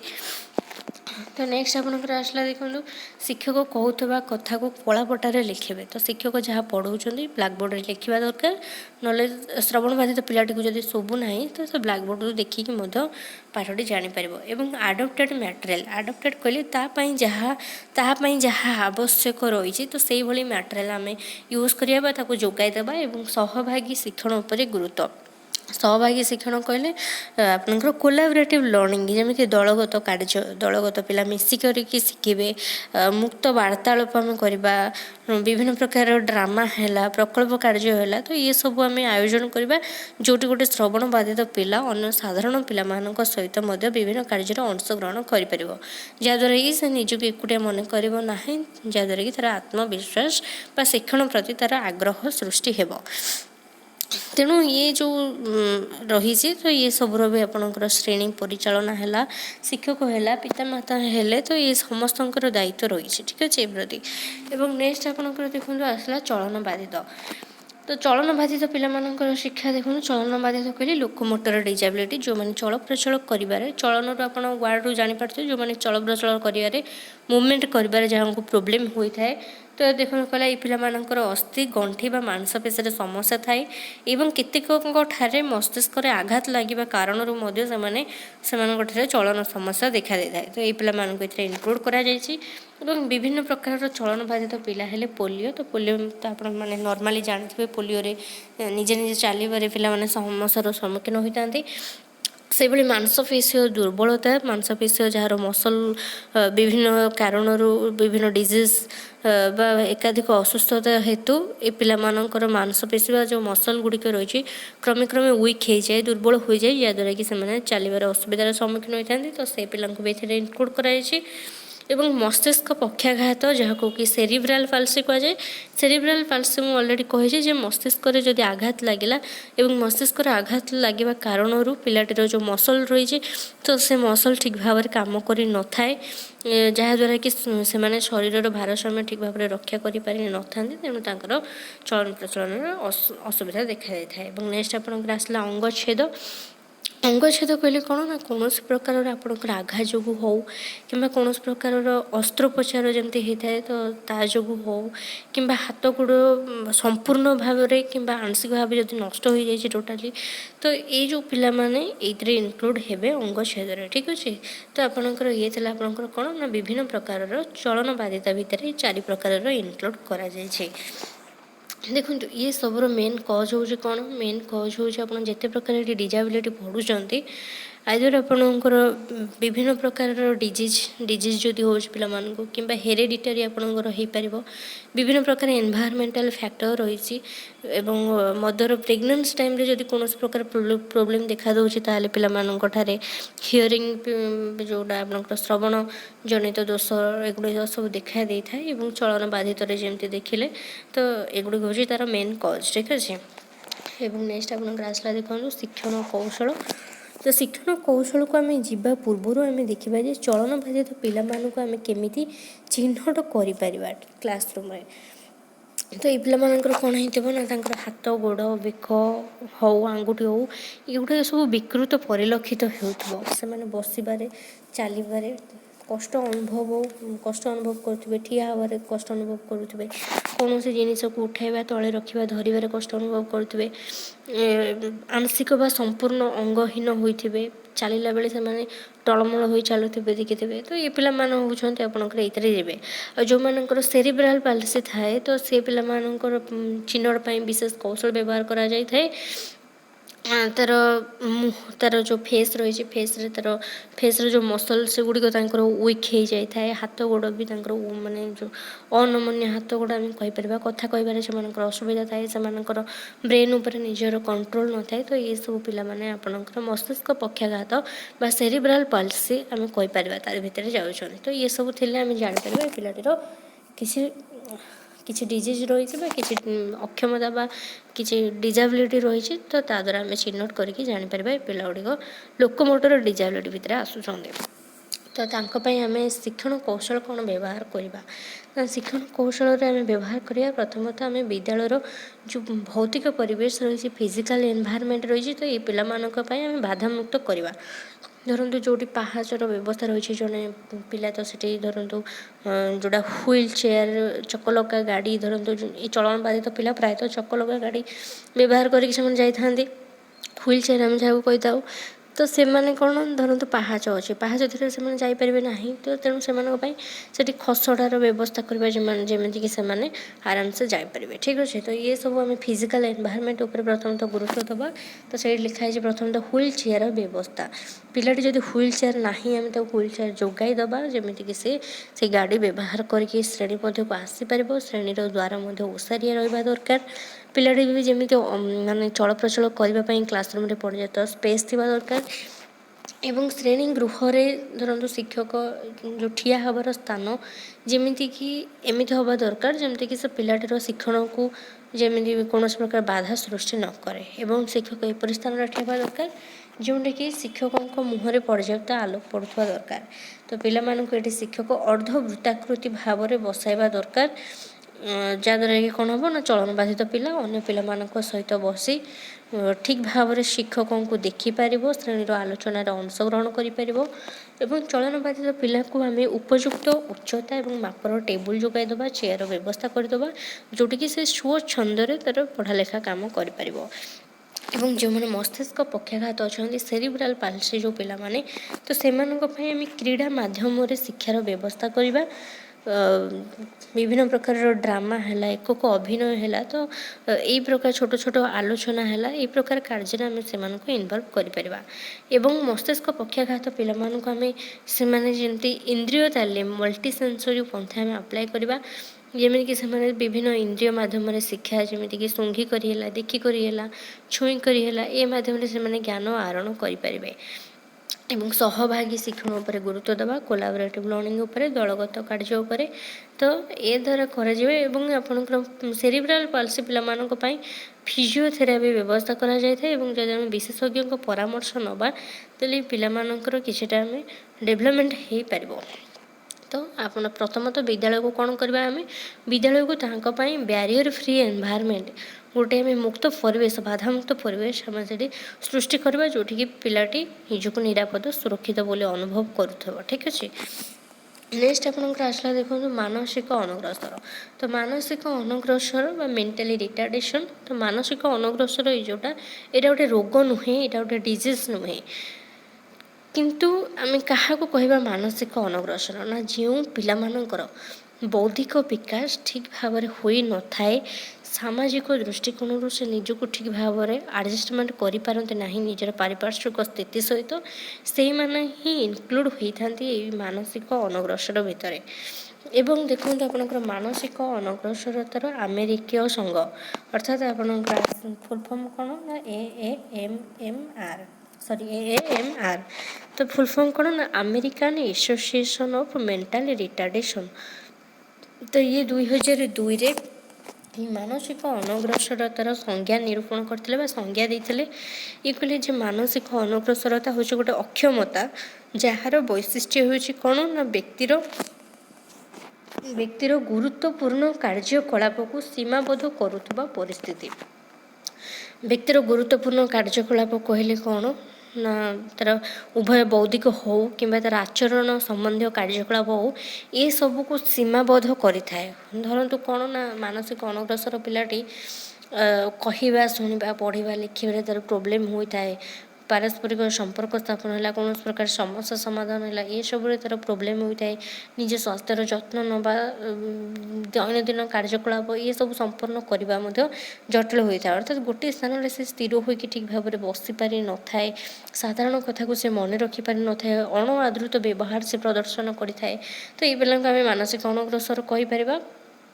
ତ ଆପଣଙ୍କର କ'ଣ, ଆପଣଙ୍କର କୁହାଯାଏ ଯେ ଯେଉଁ ପିଲାମାନଙ୍କର आईक्यू लेवल आपणकर साधारण तो साधारण पिलामानकर आईक्यू लेवल केते 75 ठीक अच्छे तो 75 रु आपणकर जो पिलामानकर आईक्यू लेवल बहुत कम तो से मानसिक अनग्रसर भाव में पूर्व विवेचना करा जाइथिला ठीक अच्छे तो ये पॉइंट आप मन रखिए और नेक्स्ट देखो जे कौन से पिलाठारे 3 प्रकार कौशल परिप्रकाश को सीमाबद्ध करिथाए ये जो मानसिक अनग्रसर रही जो अक्षमताटा ये पिलाठारे 3 प्रकार कौशल परिप्रकाश को सीमाबद्ध करिथाए प्रथम हूँ आपंकर धारणागत बा कनसेप्चुअल स्किल द्वितीय हूँ आपंकर सामाजिक कौशल एवं आपणकर जहाँ आम सोशल स्किल कहीपर थार्ड तो हूँ आपंकर व्यवहारिक कौशल प्रैक्टिकल स्किल धारणागत कनसेप्चुअल स्किल भितर आपंकर कौन जो जोटा कि कहली कहवा शुणा पढ़ा लिखा तो ये सब आपंकर तार प्रोब्लेम देखा दे था टंका पैसा है टाइम हिसाब है तो ये गुड़िक से कर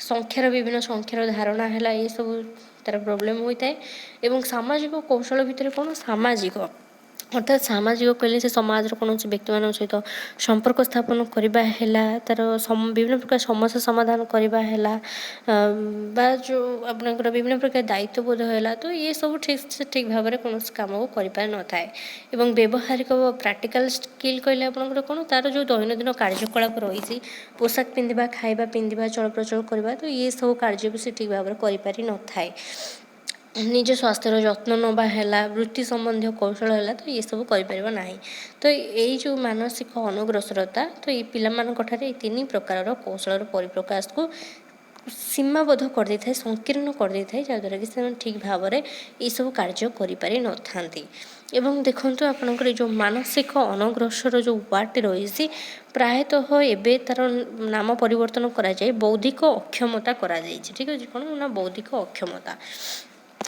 नेक्स्ट आपंकर देखो शिक्षण कौशल तो शिक्षण कौशल जावा पूर्व आम पिला चिन्हटीकरण केमी करवा ना जमी कहले धरतु गोटे 5-6 वर्षर पिला से 2-3 वर्षर पिला भली व्यवहार प्रदर्शन करूँ निजर दैनन्दिन कार्य सुचारू रूपे कर गोटे स्थान में टिके बसी पार न स्थिर होना साधारण कथा को मन रखिपार न साधारण परिवेश में निजक खाप खुआई चली पार नमती हसुव जब हसुव हसवा जारी रखि बसवा चलवा ठिया कथबार्ता ये सब तरह विलम्ब देखा पाठर अनवरत तरह लाड़ बोथब ठीक भाव में से कौन सी जिनसर प्रतिक्रिया प्रकाश कर बहुत अण आदृत व्यवहार प्रदर्शन करुवा तो एगुड़िक थे आम जापर पिलाटी मेंटाली रिटार्डेड तो कौन करें से मनस्तत्वविद हेले स्वतंत्र प्रशिक्षक जो मैंने थे तो से निकट को आम नहीं पार तापर आसला देखो शिक्षण कौशल विद्यालय केमी आम शिक्षण कौशल कौन कर जेहेतु अंतर्निवेश विद्यालय आम कही सब प्रकार पिला पढ़े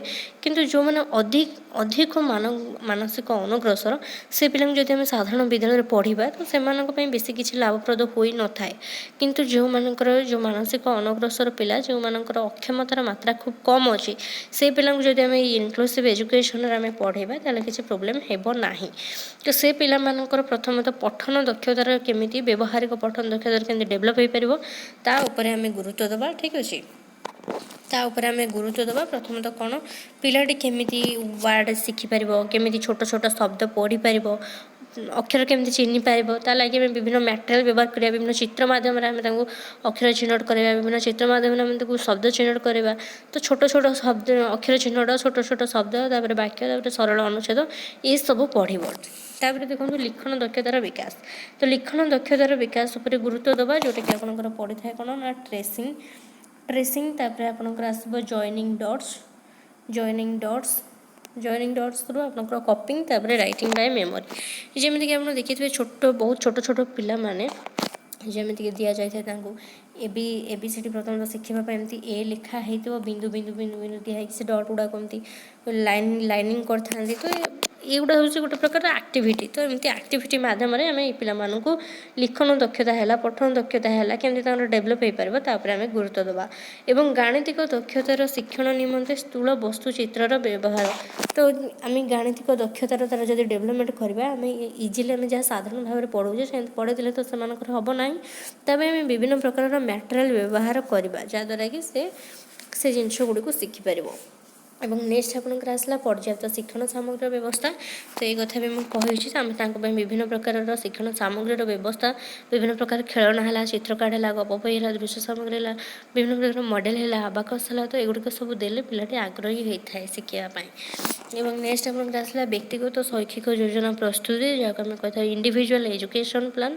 ଅର୍ଥାତ୍ ଏଇ ପିଲାମାନଙ୍କ ପାଇଁ ଆମେ ବ୍ୟକ୍ତିଗତ ଭାବରେ ଆମେ ଯେମିତି ଆମେ ଲେସନ୍ ପ୍ଲାନ୍ ବନେଇଥାଉ, ଯେ ପରଦିନ କ'ଣ ଆମେ କ୍ଲାସ୍ ନେବା, ଆଜି ଲେସନ୍ ପ୍ଲାନ୍ ବନା ଯାଇଥାଏ, ସେମିତି ପିଲାମାନଙ୍କ ପାଇଁ ମଧ୍ୟ ବ୍ୟକ୍ତିଗତ ଭାବରେ ତାଙ୍କ ପାଇଁ ଅଲଗା ପ୍ଲାନିଂ କରାଯିବ, ଯେ ପିଲାଟିକୁ ଏଇ 10ରୁ 15 ଦିନ ଭିତରେ କ'ଣ କ'ଣ ଶିଖାଯିବ, ତା'ର ଗୋଟେ ତାଲିକା ପ୍ରସ୍ତୁତ କରାଯିବ।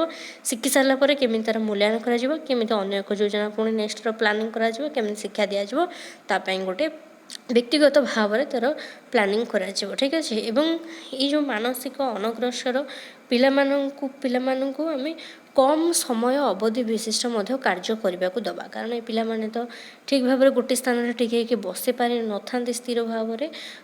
ତ ଏ ପିଲାମାନଙ୍କୁ ଆମେ ଯେମିତିକି ସେମାନେ କମ୍ ସମୟ ଅବଧି ବିଶିଷ୍ଟ କୌଣସି କାର୍ଯ୍ୟ କରିବେ, ତ ସେଇଭଳି ଦେଲେ ସେମାନେ ସେ କାର୍ଯ୍ୟଟି କରିବେ, ଯାହାଦ୍ୱାରା କି ସେମାନଙ୍କର ଆତ୍ମବିଶ୍ୱାସ ମଧ୍ୟ ବଢ଼ିବ।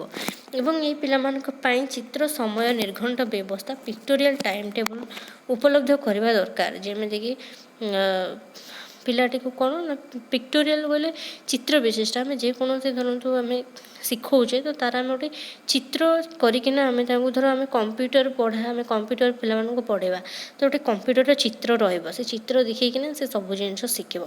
ତ ଧରନ୍ତୁ ଆମେ ଗୋଟେ ଟପିକ୍ ପଢ଼ୁଛେ କୌଣସି ପ୍ରକାରର, କିମ୍ବା ଧରନ୍ତୁ ଖେଳ ପିରିୟଡ଼, ତ ଖେଳ ପିରିୟଡ଼ରେ ଆପଣଙ୍କର କ'ଣ, ଖେଳ ପିରିୟଡ଼ରେ ଖେଳ ଲେଖାଯିବା ସହିତ, ଖେଳର ନେମ୍ ଲେଖାଯିବା ସହିତ ତା'ର ଗୋଟେ କିଛି ପିକ୍ଚର ରହିବା ଦରକାର, ତାହେଲେ ପିଲାମାନଙ୍କ ପାଇଁ ସୁବିଧା ହୋଇଥାଏ। ଠିକ୍ ଅଛି। ତ ଇଏ ଆପଣଙ୍କର ମାନସିକ ଅନଗ୍ରସର ଥିଲା। ତ ଇଏ ଆପଣଙ୍କର ଏଇ 4ଟା ଉପରେ ଥିଲା। ତ ଏଇ 4ଟା କମ୍ପ୍ଲିଟ୍ ହେଇଗଲା, ଆର ବେଶୀ ୱେଟେଜ୍ ନାହିଁ, ଏକ୍ଜାମ୍ରେ ଆସିନଥାଏ, ଷ୍ଟିଲ୍ ଆମେ ପଢ଼ିଛେ। ଏବଂ ନେକ୍ସଟ ଆପଣଙ୍କର ଦେଖନ୍ତୁ, ନେକ୍ସଟ ଆପଣଙ୍କର ଛୋଟ କନସେପ୍ଟ ରହିଛି ଯେ ଏଇ ଯେଉଁ ଅନ୍ତର୍ନିବେଶୀ ଶିକ୍ଷା ପାଇଁ ଏଇ ପିଲାମାନଙ୍କ ପାଇଁ ଯେହେତୁ ଇନକ୍ଲୁସିଭ୍ ଏଜୁକେସନ୍ ଉପରେ ଫୋକସ୍ କରାଯାଉଛି, ତ ଏଇ ପିଲାମାନଙ୍କ ପାଇଁ ଆମେ ପାଠ୍ୟକ୍ରମର ସମଯୋଜନ କରିବା, କରିକୁଲାର ଆଡାପ୍ଟେସନ୍ କରିବା, ପାଠ୍ୟକ୍ରମକୁ ଆମେ ସମଯୋଜନ କରିବା। ଯେହେତୁ ଆମେ କହିଲେ କ'ଣ ନା ଇନକ୍ଲୁସିଭ୍ ଏଜୁକେସନ୍ରେ ସବୁ ପିଲାଙ୍କ ପାଇଁ ଗୋଟିଏ ପାଠ୍ୟକ୍ରମ ରହିବ। ଏଠି କୌଣସି ଭିନ୍ନକ୍ଷମ ପିଲାଙ୍କ ପାଇଁ ସ୍ୱତନ୍ତ୍ର, ଦୃଷ୍ଟିବାଧିତ ପିଲାଙ୍କ ପାଇଁ ସ୍ୱତନ୍ତ୍ର, ବେଶୀ କିଛି ସ୍ୱତନ୍ତ୍ର ରଖାଯିବ ନାହିଁ। ଏଠି ସମସ୍ତଙ୍କ ପାଇଁ ସମାନ ପାଠ୍ୟକ୍ରମ ରହିବ। କିନ୍ତୁ ଯିଏ ସମ୍ପୂର୍ଣ୍ଣ ଦୃଷ୍ଟିବାଧିତ, ତା ପାଇଁ ତ ବ୍ରେଲ୍ ପୁସ୍ତକ ବ୍ୟବହାର କରାଯିବ।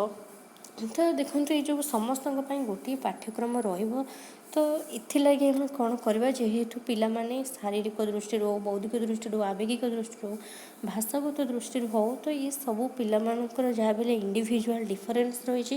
ତ ଯେହେତୁ ସବୁ ପିଲା ଗୋଟିଏ ପାଠ୍ୟକ୍ରମକୁ ଯାହା ବି ହେଲେ ବ୍ୟବହାର କରିବେ, ତାହେଲେ ଆମେ କ'ଣ କରିବା ନା ପାଠ୍ୟକ୍ରମରେ ଆମେ ନମନୀୟତା ଆଣିବା। ଠିକ୍ ଅଛି। ପାଠ୍ୟକ୍ରମଟା ଫ୍ଲେକ୍ସିବୁଲ୍ ହେବା ଦରକାର, ସମଯୋଜନ ହେବା ଦରକାର, ତାହେଲେ ଯାଇକି ସବୁ ପିଲାମାନଙ୍କ ପାଇଁ ସମାନ ପାଠ୍ୟକ୍ରମ, ଏ ଯେଉଁ ପାଠ୍ୟକ୍ରମଟି ରହିଛି ଉଦ୍ଦିଷ୍ଟ ହୋଇପାରିବ।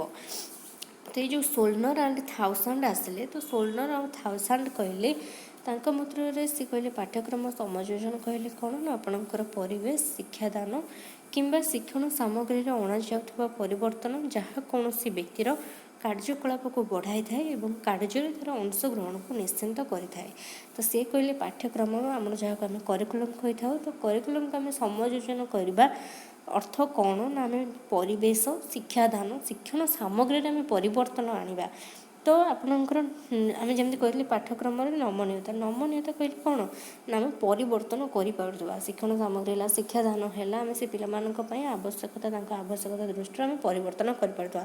ଫର୍ ଏକ୍ଜାମ୍ପଲ୍ କ'ଣ, ଧରନ୍ତୁ ପରିବେଶ, ସେ ଯେଉଁଟା କହିଲେ ପରିବେଶ, ଧରନ୍ତୁ ଆମେ ଏକ୍ଜାମ୍ପଲ୍ ଦେଖିବା, ଯେଉଁମାନେ ଚଳନ ବାଧିତ ପିଲା ଅଛନ୍ତି, ଲୋକମୋଟର ଡିସାବିଲିଟି ଯେଉଁ ପିଲାମାନେ, ତ ସେମାନେ କ'ଣ, ସେମାନଙ୍କୁ ବିଦ୍ୟାଳୟ ଆସିବା ପାଇଁ ହେଲେ, ମୁଁ ଯେମିତି କହିଥିଲି ପାହାଚ ଥିଲେ ସେମାନେ ଠିକ୍ ଭାବରେ ସେ ଚକଲକା ଗାଡ଼ିରେ ଆସିପାରିବେ ନାହିଁ। ତ ସେମାନଙ୍କ ପାଇଁ ଆମେ କ'ଣ କରିବା, ଗଡ଼ାଣିଆ ରାସ୍ତା କରିବା, ତାଙ୍କ ପାଇଁ ଉପଯୁକ୍ତ ଟଏଲେଟ୍ର ମଧ୍ୟ ବ୍ୟବସ୍ଥା କରିବା। ତ ଏଇଟା ଆପଣଙ୍କର କ'ଣ ଯିବ, ଭୌତିକ ପରିବେଶରେ ସମଯୋଜନର ଉଦାହରଣ। ତ ଏଇଠି ଆମେ ପରିବେଶରେ ସେ ପିଲାମାନଙ୍କର ଆବଶ୍ୟକତା ଅନୁସାରେ ଆମେ ଏଠି ପରିବେଶକୁ, ଯେଉଁ ପରିବେଶ ଥିଲା ତାଙ୍କ ପାଇଁ ଆମେ ନମନୀୟ କଲେ। ଠିକ୍ ଅଛି। ସମଯୋଜନ କଲେ। ଏବଂ ନେକ୍ସଟ ଆପଣଙ୍କର ଆସିଲା ଦେଖନ୍ତୁ ଶିକ୍ଷାଦାନ। ତ ଶିକ୍ଷାଦାନରେ ଆମେ କ'ଣ ପରିବର୍ତ୍ତନ ଆଣିପାରିବା? ତ ଶିକ୍ଷାଦାନ କୌଶଳରେ ଆମେ କେମିତି ପରିବର୍ତ୍ତନ ଆଣିବା? ଧରନ୍ତୁ ଯେଉଁମାନେ ଶ୍ରବଣ ବାଧିତ ଅର୍ଥାତ୍ ହିୟରିଂ ଇମ୍ପେୟାର୍ଡ଼ ପିଲା ଅଛନ୍ତି, ତ ହିୟରିଂ ଇମ୍ପେୟାର୍ଡ଼ ପିଲାମାନଙ୍କୁ ଆମେ ଛୋଟ ଛୋଟ ସରଳ ବାକ୍ୟ, ସିମ୍ପଲ୍ ବାକ୍ୟ, ଛୋଟ ଛୋଟ ବାକ୍ୟ ସେଠି ଶିକ୍ଷକ ୟୁଜ୍ କରିବେ, ଯାହାଦ୍ୱାରା କି ପିଲାଟି ଇଜିଲି ସେଇଟାକୁ ସେ କ୍ୟାପଚର୍ କରିପାରିବ। ତ ଏଇଟା ଆପଣଙ୍କର ହେଉଛି ଶିକ୍ଷାଦାନ କୌଶଳରେ ଆମେ ଏଠି ସମଯୋଜନ କଲେ। ଶିକ୍ଷାଦାନ କୌଶଳକୁ ଆମେ ଏଠି ସେ ପିଲାମାନଙ୍କର ଆବଶ୍ୟକତା ଅନୁଯାୟୀ ଆମେ ଏଠି ଆଡ଼ପ୍ଟ କଲେ ବା ଆମେ ଏଠି ତାକୁ ଚେଞ୍ଜ କଲେ। ଠିକ୍ ଅଛି। ଅର୍ଥାତ୍ ଆମେ ନର୍ମାଲ ପିଲାଙ୍କୁ ଆମେ ଯେମିତି ୱେରେ ପଢ଼ଉଛେ, ତ ଏଠି ଆମେ ଶିକ୍ଷାଦାନ କୌଶଳକୁ ସେମାନଙ୍କର ଆବଶ୍ୟକତା ଅନୁସାରେ ଆମେ ଚେଞ୍ଜ କଲେ। ତ ଯେଉଁଠି ଆମେ ଲଙ୍ଗ୍ ସେଣ୍ଟେନ୍ସ ସାଧାରଣ ପିଲାମାନଙ୍କୁ କହୁଛେ, ସେଠି ଶ୍ରବଣ ବାଧିତ ପିଲାମାନଙ୍କୁ ଆମେ ଛୋଟ ଛୋଟ ବାକ୍ୟ, ଛୋଟ ଛୋଟ ସେଣ୍ଟେନ୍ସ ଆମେ କହିବା, ସରଳ ବାକ୍ୟ ଆମେ କହିବା। ନେକ୍ସଟ ଆପଣ ଯଦି ଆମେ ଦେଖିବା ଶିକ୍ଷଣ ସାମଗ୍ରୀ, ତ ଶିକ୍ଷଣ ସାମଗ୍ରୀ କହିଲେ ଟିଚିଂ ଲର୍ଣ୍ଣିଂ ମ୍ୟାଟେରିଆଲରେ କ'ଣ ପରିବର୍ତ୍ତନ ନା, ଯେମିତିକି ଆମେ ସାଧାରଣ ପିଲାଙ୍କ ପାଇଁ ଆମେ ତ ଟିଚିଂ ଲର୍ଣ୍ଣିଂ ମ୍ୟାଟେରିଆଲ ଯାହା ବ୍ୟବହାର କରୁଛେ, କିନ୍ତୁ ଆମେ ଧରନ୍ତୁ ଦୃଷ୍ଟିବାଧିତ ପିଲା, ତାଙ୍କୁ ଆମେ ବ୍ରେଲ୍ ପୁସ୍ତକ ଦେବା। ଯେଉଁମାନେ ଶ୍ରବଣ ବାଧିତ ପିଲା, ଆମେ ତାଙ୍କୁ ବଡ଼ ଛାପା ଫଳକରେ ଲେଖିକି ଦେବା। ତ ଏଠି ଆମେ କ'ଣ କଲେ ନା, ସେ ପିଲାଙ୍କ ପାଇଁ ଆମେ ତାଙ୍କର ଆବଶ୍ୟକତା ଅନୁଯାୟୀ ଆମେ ଏଠି ଶିକ୍ଷଣ ସାମଗ୍ରୀରେ ମଧ୍ୟ ପରିବର୍ତ୍ତନ ଆଣିଲେ। ଶିକ୍ଷଣ ସାମଗ୍ରୀକୁ ମଧ୍ୟ ଆମେ ଏଠି ସମଯୋଜନ କଲେ। ଏବଂ ନେକ୍ସଟ ଆପଣଙ୍କର କ'ଣ ଆସିବ? ନେକ୍ସଟ ଯଦି ଆମେ ଦେଖିବା ଯେ ବିଷୟବସ୍ତୁର ସମଯୋଜନ କେମିତି କରାଯିବ, ଧରନ୍ତୁ ଆପଣଙ୍କର ବିଷୟବସ୍ତୁର ସମଯୋଜନ କହିଲେ ଏମିତି କିଛି ପାଠ୍ୟକ୍ରମ ଥାଏ ଯେଉଁଟାକି ଏଇ ଯେଉଁ ଦୃଷ୍ଟିବାଧିତ ପିଲା ହୁଅନ୍ତୁ କିମ୍ବା ଆପଣଙ୍କ ମାନସିକ ଅନଗ୍ରସର ଚଳନ ବାଧିତ ପିଲା ହୁଅନ୍ତୁ, ତ ସେଥିଲାଗି କିଛି ଆମର ଟପିକ୍ ରହିଛି ଯେଉଁଟାକି ଅଧିକ କଷ୍ଟ ଟପିକ୍ ଏବଂ ଜଟିଳ ଟପିକ୍। ତ ସେ ପିଲାମାନଙ୍କ ପାଇଁ ଟୋଟାଲି ସେ ଟପିକ୍କୁ ଉଠାଯାଏ, ସବଷ୍ଟିଚ୍ୟୁଟ୍ କରିଦିଆଯାଏ। ଠିକ୍ ଅଛି। ଏଇଟା ଆପଣଙ୍କର ବିଷୟବସ୍ତୁ ସମଯୋଜନ ଭିତରେ ଯିବ। ତ ଏଇ ଯେଉଁ ଅନ୍ତର୍ନିବେଶୀ ପରିସ୍ଥିତିରେ ଭିନ୍ନକ୍ଷମ ପିଲାମାନଙ୍କ ପାଇଁ ଆମେ ଯେଉଁ ପାଠ୍ୟକ୍ରମ ସମଯୋଜନ କରିବା, ଯେଉଁଟାକି ପାଠ୍ୟକ୍ରମରେ ନମନୀୟତା ଆଣିବା, ତ ବେସିକାଲି କ'ଣ ଆମେ 9 ପ୍ରକାରର ଉପାୟ ତା ଲାଗି ଆମେ ଅବଲମ୍ବନ କରିଥାଉ। 9ଟି ଉପାୟରେ ଆମେ ପାଠ୍ୟକ୍ରମକୁ ସମଯୋଜନ କରିପାରିବା। ତ ପ୍ରଥମ ଉପାୟ କ'ଣ? ଆକାର ବା ସାଇଜ୍। ଆକାର ବା ସାଇଜ୍ରେ ଆପଣଙ୍କର କ'ଣ ଯିବ? ଆକାର ବା ସାଇଜ୍ରେ କ'ଣ ନା, ଧରନ୍ତୁ ଗୋଟିଏ ପିରିୟଡ଼ରେ ସାଧାରଣ ପିଲାଟି ଯେତିକି କଥା ଶିଖୁଛି, ଶ୍ରବଣ ବାଧିତ ପିଲାଟିକୁ ଆମେ କମ୍ ସଂଖ୍ୟକ ଜିନିଷ ଶିଖେଇବା। ଧରନ୍ତୁ ପିଲାଟି ଆପଣଙ୍କର ଗୋଟିଏ କ୍ଲାସ୍ରେ ସାଧାରଣ ପିଲା ଧରନ୍ତୁ ଆପଣଙ୍କର 500 ୱାର୍ଡ଼ ଶିଖୁଛନ୍ତି, ତ ସେଠି ଆପଣଙ୍କର ଗୋଟେ ଶ୍ରବଣ ବାଧିତ ପିଲାଙ୍କୁ ଆମେ 200 ୱାର୍ଡ଼ ଶିଖେଇବା। ଏଇଟା ହେଉଛି ଆକାର ବା ସାଇଜ୍ରେ ଆମେ କମ୍ କରିକି ଆମେ ତାଙ୍କୁ ଶିଖେଇଲେ। ଯେଉଁ ଧାରଣା ଗୁଡ଼ିକ, ଯେଉଁ କନସେପ୍ଟ ଗୁଡ଼ିକ ଆମେ ପିଲାମାନଙ୍କୁ ଶିଖାଉ, ତ ଏଇ ଯେଉଁ ପିଲାମାନଙ୍କର ଆବଶ୍ୟକତା ଅନୁସାରେ ଏ ପିଲାମାନଙ୍କ ପାଇଁ ଆମେ ଆବଶ୍ୟକ ସ୍ଥଳେ କମ୍ କରିପାରିବା। ଧରନ୍ତୁ ସେ ପିଲାମାନଙ୍କ ପାଇଁ ଆମେ ଅଧିକ ପ୍ରଶ୍ନ ଦେଉଛେ ଇଭାଲୁଏଟ୍ କଲାବେଳେ, ଏ ପିଲାମାନଙ୍କ ପାଇଁ କମ୍ ପ୍ରଶ୍ନ ୟୁଜ୍ କରିପାରିବା। ତ ଏଇଟା ଯିବ ଆପଣଙ୍କର ଆକାର ବା ସାଇଜ୍ ଭିତରେ। ଏବଂ ନେକ୍ସଟ ଆପଣଙ୍କର ଆସିଲା ସମୟ ବା ଟାଇମ୍। ତ ସମୟ ବା ଟାଇମ୍ ଭିତରେ ଆପଣଙ୍କର କ'ଣ ଯିବ ନା, ଧରନ୍ତୁ ମୁଁ ଏଠି ଅଲରେଡ଼ି କହିଛି ଆପଣଙ୍କୁ, ସାଧାରଣ ଶିକ୍ଷାର୍ଥୀମାନେ ପରୀକ୍ଷା ଦେବା ପାଇଁ 1 ଆୱାର ସମୟ ନେଉଛନ୍ତି। ତ ସେଠି ଆମେ ଦୃଷ୍ଟିବାଧିତ ପିଲାଙ୍କୁ ଆଉ 10-15 ମିନିଟ୍ ଏକ୍ସଟ୍ରା ଟାଇମ୍ ଦେଇପାରିବା ଏ ପିଲାମାନଙ୍କୁ। ତ ଏଇଟା ହେଲା ସମୟ। ତ ସମୟରେ ଆମେ କେମିତି ତାଙ୍କ ପାଇଁ ନମନୀୟ କରିବା, ପରିବର୍ତ୍ତନ ଆଣିଲେ। ନେକ୍ସଟ ଆସିଲା ସହାୟତାର ସ୍ୱର ବା level of support. Level of ସପୋର୍ଟରେ କ'ଣ ଯିବ? ଧରନ୍ତୁ ଏ ଯେଉଁ ବାଧିତ ପିଲାମାନଙ୍କୁ ଆମେ ସହାୟତା ଦେବା ପାଇଁ, ସେ ଶିକ୍ଷକ ହୁଅନ୍ତୁ, ସାଙ୍ଗସାଥି ହୁଅନ୍ତୁ, ଅଣବାଧିତ ପିଲା ହୁଅନ୍ତୁ, ତ ଏମାନେ ଯେମିତିକି ଏଇ ଯେଉଁ ଦୃଷ୍ଟିବାଧିତ ପିଲାମାନଙ୍କ ପାଇଁ ସେମାନଙ୍କର ସହାୟତା ମନୋବୃତ୍ତି ରହିବା ଦରକାର ଏ ପିଲାମାନଙ୍କ ପାଇଁ। ଠିକ୍ ଅଛି। ଏବଂ ନେକ୍ସଟ ଆପଣଙ୍କର ଆସିଲା କାର୍ଯ୍ୟକ୍ରମ। ତ କାର୍ଯ୍ୟକ୍ରମରେ ଆପଣଙ୍କର କ'ଣ ଯିବ ନା, ଧରନ୍ତୁ ଏଇ ଯେଉଁ ଶିକ୍ଷାର୍ଥୀମାନଙ୍କ ପାଇଁ ଉଦ୍ଦିଷ୍ଟ ଶିକ୍ଷାଦାନର ଯେଉଁ କାର୍ଯ୍ୟକ୍ରମ ରହିଛି, ସେଥିରେ ଆମେ ପରିବର୍ତ୍ତନ ଆଣିବା। ତ ଶିକ୍ଷାଦାନରେ ଆମେ କେବଳ କହିବା ପରିବର୍ତ୍ତେ ପିଲାମାନଙ୍କ ପାଇଁ ଆମେ ବିଭିନ୍ନ ପ୍ରକାରର ଟିଚିଂ ଲର୍ଣ୍ଣିଂ ମ୍ୟାଟେରିଆଲ ବ୍ୟବହାର କରିବା, ଦଳଗତ କାର୍ଯ୍ୟର ବ୍ୟବସ୍ଥା କରିବା। ତ ଏସବୁ କାର୍ଯ୍ୟକ୍ରମ ଭିତରେ ଯିବ। କାର୍ଯ୍ୟକ୍ରମ ଏଠି କୁହାଯାଉଛି ଇନପୁଟ୍ ବୋଲି। ଏବଂ ନେକ୍ସଟ ଆପଣଙ୍କର କଠିନତା ବା ଡିଫିକଲ୍ଟି। ତ କଠିନତା କ'ଣ? ଯଦି କୌଣସି କାମ କରିବା ପାଇଁ ମାନେ ଏ ପିଲାମାନଙ୍କ ପାଇଁ ପ୍ରୋବ୍ଲେମ୍ ହେଉଛି, ସେଠି ଆମେ ପରିବର୍ତ୍ତନ କରିପାରିବା ତାଙ୍କ ପାଇଁ। ଧରନ୍ତୁ ଆମେ ବାଧିତ ପିଲାମାନଙ୍କୁ, ଯଦି ବାଧିତ ପିଲା କୌଣସି ପ୍ରଶ୍ନକୁ ବୁଝିବାରେ କଷ୍ଟ ହେଉଛି, ସେଠି ଆମେ ତାକୁ ଏକ୍ଜାମ୍ପଲ୍ ଦେଇକି ବୁଝାଇବା। ଆମେ ଯାହା କହୁଛେ, ଯେଉଁ ସୂଚନାଟା କହୁଛେ, ତାକୁ ସରଳ ଭାବରେ କହିବା।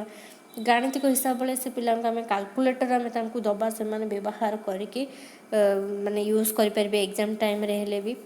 ଠିକ୍ ଅଛି। ତ ଏଇଟା ଆପଣଙ୍କର ଯିବ କଠିନତା। ଏବଂ ନେକ୍ସଟ ଆପଣଙ୍କର ଫଳାଫଳ ବା ଆଉଟପୁଟ୍ରେ କ'ଣ ଯିବ ନା, ଆଉଟପୁଟ୍ରେ ବା ଫଳାଫଳରେ ଆମେ ଧରନ୍ତୁ ପିଲାମାନଙ୍କୁ ଯେଉଁମାନେ ଦୃଷ୍ଟିବାଧିତ ପିଲା ସେମାନେ ତ ଲେଖିବା ତାଙ୍କର କଷ୍ଟ ହୋଇଥାଏ, ତେଣୁ ଆମେ ଲେଖିବା ବଦଳରେ ତାଙ୍କୁ ମୌଖିକ ଭାବରେ ସେମାନେ ଯେମିତି ଉତ୍ତର ଦେଇପାରିବେ ସେମାନଙ୍କ ପାଇଁ ଆମେ ଅଧିକ ସମୟ ଦେବା। ଲେଖା କାମ ବଦଳରେ କୌଣସି ବ୍ୟବହାର ପ୍ରଦର୍ଶନ କରିବାକୁ କହିପାରିବା, ତ ଏ ମାଧ୍ୟମରେ ଆମେ କରିପାରିବା। ଏଇଟା ଗଲା ଫଳାଫଳ ଭିତରେ।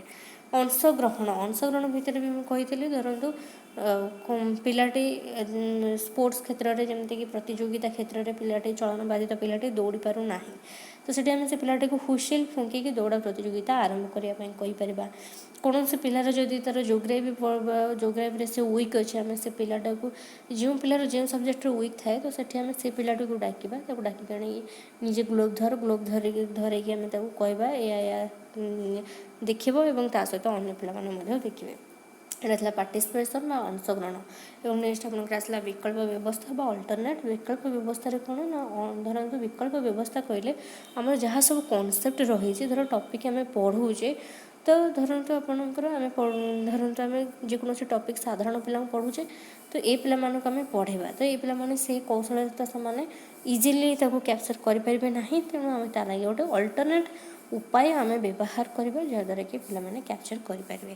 ଏବଂ ନେକ୍ସଟ ଆସିଲା ପ୍ରତିସ୍ଥାପନ ସବଷ୍ଟିଚ୍ୟୁଟ୍। ତ ସବଷ୍ଟିଚ୍ୟୁଟ୍ କହିଲେ ଏଠି ଆମେ ଟୋଟାଲ୍ ଉପରେ ସବଷ୍ଟିଚ୍ୟୁଟ୍ କରିଦେବା। ଯେମିତିକି ଆମେ ଦେଖିଥିଲେ କୌଣସି ପ୍ରକାର କଠିନ ବିଷୟ ରହିଛି, ତ ସେ ପିଲାମାନଙ୍କ ପାଇଁ ଆମେ ଟୋଟାଲ୍ ଉପରେ ସବଷ୍ଟିଚ୍ୟୁଟ୍ କରିଦେବା। ଯେମିତିକି ସେଠି ଆମେ ସବଷ୍ଟିଚ୍ୟୁଟ୍ କରିପାରିବା। ଧରନ୍ତୁ ଆମେ ଦୃଷ୍ଟିବାଧିତ ପିଲାମାନଙ୍କୁ ଚିତ୍ରାଙ୍କନ, ଧର ଡ୍ରଇଂ ସେମାନେ କରିପାରିବେ ନାହିଁ, ତ ସେଠି ଆମେ ଅନ୍ୟ ଜିନିଷ ଦେଇପାରିବା, ଯେମିତି ବାଦ୍ୟଯନ୍ତ୍ର କେମିତି ବଜେଇବେ, ଅନ୍ୟ କୌଣସି କାମ ଆମେ ଦେଇପାରିବା, ଯାହାଦ୍ୱାରା କି ସେମାନେ ସେଥିରେ ଇନଭଲ୍ଭ ହେବେ। ଠିକ୍ ଅଛି, ଟୋଟାଲ୍ ଉପରେ ସବଷ୍ଟିଚ୍ୟୁଟ୍ କରିବା। ତ ଏଇଟା ହେଉଛି 9ଟା ଇମ୍ପୋର୍ଟାଣ୍ଟ, ଆଉ କିଛି ଏଥିରୁ ଇମ୍ପୋର୍ଟାଣ୍ଟ ନାହିଁ। ଆଉ ଏ ଟପିକ୍ରେ ବି ଆପଣଙ୍କର ବେଶୀ କିଛି ୱେଟେଜ୍ ନାହିଁ, ତ ଷ୍ଟିଲ୍ ଆପଣଙ୍କର ଆସିପାରେ। ତ କେମିତି ଆସିଲେ ଆପଣଙ୍କର କେଉଁଭଳି କୋଶ୍ଚିନ୍ ଆସିବ ଦେଖନ୍ତୁ। ନିମ୍ନୋକ୍ତ ମଧ୍ୟରୁ କେଉଁଟି ଦୃଷ୍ଟି ଦୋଷଯୁକ୍ତ ଶିକ୍ଷାର୍ଥୀର ଲକ୍ଷଣ ନୁହେଁ? ଅଧିକାଂଶ ସମୟ ଆଖି ମଳେ, ଆଖି ଲାଲ ଦେଖାଯାଏ, ପୁସ୍ତକ ନିକଟରୁ ଧରି ପଡ଼େ, ନା ମୌଖିକ ଆଦେଶ ବୁଝନ୍ତି ନାହିଁ। ତ ଏଇଟା ନୁହେଁ। ତ ମୁଁ ଯେତେବେଳେ ଆପଣଙ୍କୁ କହିଥିଲି ଯେ ଦୃଷ୍ଟିବାଧିତ ପିଲାର କ'ଣ ସବୁ ସିମ୍ପଟମ୍ସ ଦେଖିଲେ ଆମେ ଜାଣିପାରିବା, ତାଙ୍କୁ ଆଇଡେଣ୍ଟିଫାଏ କରିପାରିବା, ତ এই অপশন ডি ମୁଁ କହିନଥିଲି। ତ ମୌଖିକ ଆଦେଶ ବୁଝନ୍ତି ନାହିଁ, ଏଇଟା ହେବ ନାହିଁ। ନେକ୍ସଟ କ୍ୱେଶ୍ଚନ୍ ଆସିଲା ଦେଖନ୍ତୁ, ନିମ୍ନୋକ୍ତ ମଧ୍ୟରୁ କେଉଁଟି CWSN ଶ୍ରେଣୀର ଅନ୍ତର୍ଭୁକ୍ତ ନୁହେଁ? CWSN କହିଲେ ଚିଲଡ୍ରେନ୍ ୱିଥ୍ ସ୍ପେଶାଲ ନିଡ୍। ଶ୍ରବଣ ବାଧିତ, ମାନସିକ ସୁସ୍ଥତା, ଦୃଷ୍ଟିହୀନତା, ଚଳନ ଅକ୍ଷମତା। ତ ରାଇଟ୍ ଆନ୍ସର ଆପଣଙ୍କର କ'ଣ ହେବ? ଯେହେତୁ ମାନସିକ ସୁସ୍ଥତା ଲେଖାଯାଇଛି, ତେଣୁ ଇଏ ଚିଲଡ୍ରେନ୍ ୱିଥ୍ ସ୍ପେଶାଲ ନିଡ୍। ଏଠି ସ୍ପେଶାଲ ନିଡ୍ କହିଲେ ଯେଉଁମାନଙ୍କର କି ସ୍ୱତନ୍ତ୍ର ଆବଶ୍ୟକତା ରହିଛି, ତ ଏଠି ଆପଣଙ୍କର ମାନସିକ ସୁସ୍ଥତା, ତ ମାନସିକ ସ୍ତରରେ ସେ ସୁସ୍ଥ, ତ ଏଇଟା ଆପଣଙ୍କର ଇନକ୍ଲୁଡ଼ ନୁହେଁ। ତେଣୁ ରାଇଟ୍ ଆନ୍ସର କ'ଣ ହେବ? ଅପସନ୍ ନମ୍ବର ବି। ନେକ୍ସଟ କ୍ୱେଶ୍ଚନ୍ ଆସିଲା ଦେଖନ୍ତୁ, କେବେ ସାଲମନକାଠାରେ ସ୍ୱତନ୍ତ୍ର ଆବଶ୍ୟକତା ଏବଂ ଶିକ୍ଷା ପାଇଁ ବିଶ୍ୱ ସମ୍ମିଳନୀର ଆୟୋଜନ କରାଯାଇଥିଲା? 1992, 95, 1098, 1994। ତ ଏଇଟା ବି ମୁଁ ପଢ଼େଇଥିଲି ଆପଣଙ୍କୁ। 1994 ମସିହାରେ ଆପଣଙ୍କର ସାଲମନକାଠାରେ, ଏଇଟା ହେଉଛି ଆପଣଙ୍କର ପ୍ରିଭିୟସ୍ କ୍ଲାସ୍ର ସ୍ୱତନ୍ତ୍ର ଆବଶ୍ୟକତା, ଯେଉଁଟାକି ଆପଣଙ୍କର 1994ରେ ସାଲମନକାଠାରେ ୱାର୍ଲଡ କନଫରେନ୍ସର ଆୟୋଜନ କରାଯାଇଥିଲା। ନେକ୍ସଟ ଆସିଲା ଆପଣଙ୍କର ଦୃଷ୍ଟିବାଧିତ ପିଲାମାନଙ୍କ ପାଇଁ କେଉଁ ପ୍ରକାର ପୁସ୍ତକର ସୁବିଧା କରାଯାଇଥାଏ? ଏଇଟା ତ ବ୍ରେଲି ପୁସ୍ତକ, ଏଇଟା ଇଜି ଅଛି, ଆପଣମାନେ ଜାଣିପାରୁଥିବେ। Option number A right answer. Next question ଆସିଲା, ଶ୍ରବଣ ଦୋଷଯୁକ୍ତ ଶିକ୍ଷାର୍ଥୀଙ୍କଠାରେ କେଉଁ ଲକ୍ଷଣଟି ପରିପ୍ରକାଶ ଘଟିଥାଏ? ଘନ ଘନ ଆଖି ମିଟିମିଟି କରିବା, ଏଇଟା ଦୃଷ୍ଟିବାଧିତ ପିଲାଙ୍କ ଲକ୍ଷଣ। ଜିନିଷପତ୍ର ବା ମଣିଷକୁ ବାରମ୍ବାର ଝୁଣ୍ଟିବା, ତ ଜଣେ କେତେବେଳେ ଝୁଣ୍ଟିବ, ଯାହାକୁ ଦେଖାଯାଉନଥିବ ସେ ଝୁଣ୍ଟିବ, ତେଣୁ ଏଇଟା ଦୃଷ୍ଟିବାଧିତ ପିଲାଙ୍କର ଲକ୍ଷଣ। କାର୍ଯ୍ୟର ଫଳାଫଳ ଅନୁମାନ କରି ନପାରିବା, ଏଇଟା କଦାପି ନୁହେଁ। ଏବଂ ଆପଣଙ୍କର ଭଲ ଭାବରେ ଶୁଣିବା ପାଇଁ ମୁଣ୍ଡକୁ ଶବ୍ଦ ଆସୁଥିବା ଦିଗକୁ ଢଳେଇ ରଖିବା, ଏଇଟା ହେଉଛି ଗୋଟେ ଶ୍ରବଣ ଦୋଷଯୁକ୍ତ ଶିକ୍ଷାର୍ଥୀର ଲକ୍ଷଣ। ନେକ୍ସଟ ଆସିଲା ଦେଖନ୍ତୁ, ଶ୍ରବଣ ଦୋଷଯୁକ୍ତ ଶିକ୍ଷାର୍ଥୀଙ୍କ ନିମନ୍ତେ ନିମ୍ନୋକ୍ତ କେଉଁ ସ୍ୱତନ୍ତ୍ର ବ୍ୟବସ୍ଥା ଗ୍ରହଣ କରିବା?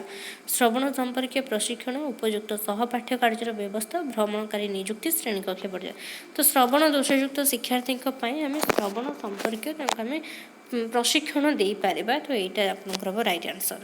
ନେକ୍ସଟ କ୍ୱେଶ୍ଚନ୍ ଆସିଲା ଦେଖନ୍ତୁ, ଶ୍ରବଣ ଦୋଷଯୁକ୍ତ ଶିକ୍ଷାର୍ଥୀଙ୍କ ନିମନ୍ତେ କେଉଁ ସ୍ୱତନ୍ତ୍ର ବ୍ୟବସ୍ଥା ଗ୍ରହଣ କରାଯିବା ଉଚିତ? ରେଡ଼ିଓ ମାଧ୍ୟମରେ ଶିକ୍ଷଣର ବ୍ୟବସ୍ଥା, ଏଇଟା କଦାପି ନୁହେଁ। ଶିକ୍ଷାଦାନ ସମୟରେ ଶିକ୍ଷକ ଅପେକ୍ଷାକୃତ ବଡ଼ ପାଟିରେ କହିବା ଆବଶ୍ୟକ। ସ୍ୱତନ୍ତ୍ର ଶିକ୍ଷାଦାନ ପଦ୍ଧତି, ନା ନିର୍ଦ୍ଦିଷ୍ଟ ବୟସ ଅପେକ୍ଷା କମ୍ ବୟସରେ ବିଦ୍ୟାଳୟରେ ନାମ ଲେଖାଇବାର ବ୍ୟବସ୍ଥା। ତ ଏଠି ଆପଣଙ୍କର ରାଇଟ୍ ଆନ୍ସର ହେଉଛି ଅପସନ୍ ନମ୍ବର ବି। ତ ଶ୍ରବଣ ଦୋଷଯୁକ୍ତ ଶିକ୍ଷାର୍ଥୀ ଯେଉଁମାନେ କି ସ୍ୱଳ୍ପ ଧରଣର ଯେଉଁମାନେ ଥାଆନ୍ତି ତ ଶିକ୍ଷାଦାନ ସମୟରେ ଶିକ୍ଷକ ସେଠି ଅପେକ୍ଷାକୃତ ବଡ଼ ପାଟିରେ କହିବେ, ନାଇଁ ସେଠି ରେଡ଼ିଓ ମାଧ୍ୟମରେ କ୍ଲାସରୁମ୍ରେ ନାଇଁକି କହିବା। ତ ଏଠି ଆପଣଙ୍କର ଯଦି ଆମେ ଦେଖିବା ଏଠି ବେଶୀ ୟୁଜଫୁଲ୍ ଆପଣଙ୍କର ଏଇଟା ହେଉଛି ଯେ ଅପସନ୍ ନମ୍ବର ବି, ଯେ ଶିକ୍ଷାଦାନ ସମୟରେ ଏଠି ଶିକ୍ଷକ ଅପେକ୍ଷାକୃତ ବଡ଼ ପାଟିରେ କଥା କହିବା ଆବଶ୍ୟକ। ଏଇଟା ହେଉଛି ରାଇଟ୍ ଆନ୍ସର୍। ତ ଏତିକି ଥିଲା, ତ ଆଜ ପାଇଁ ଏତିକି। ଆଉ ଯାହା ଆପଣଙ୍କର ଡାଉଟ୍ ରହିଛି ଆପଣ ଟେଲିଗ୍ରାମରେ ପଚାରିପାରିବେ। Thank you.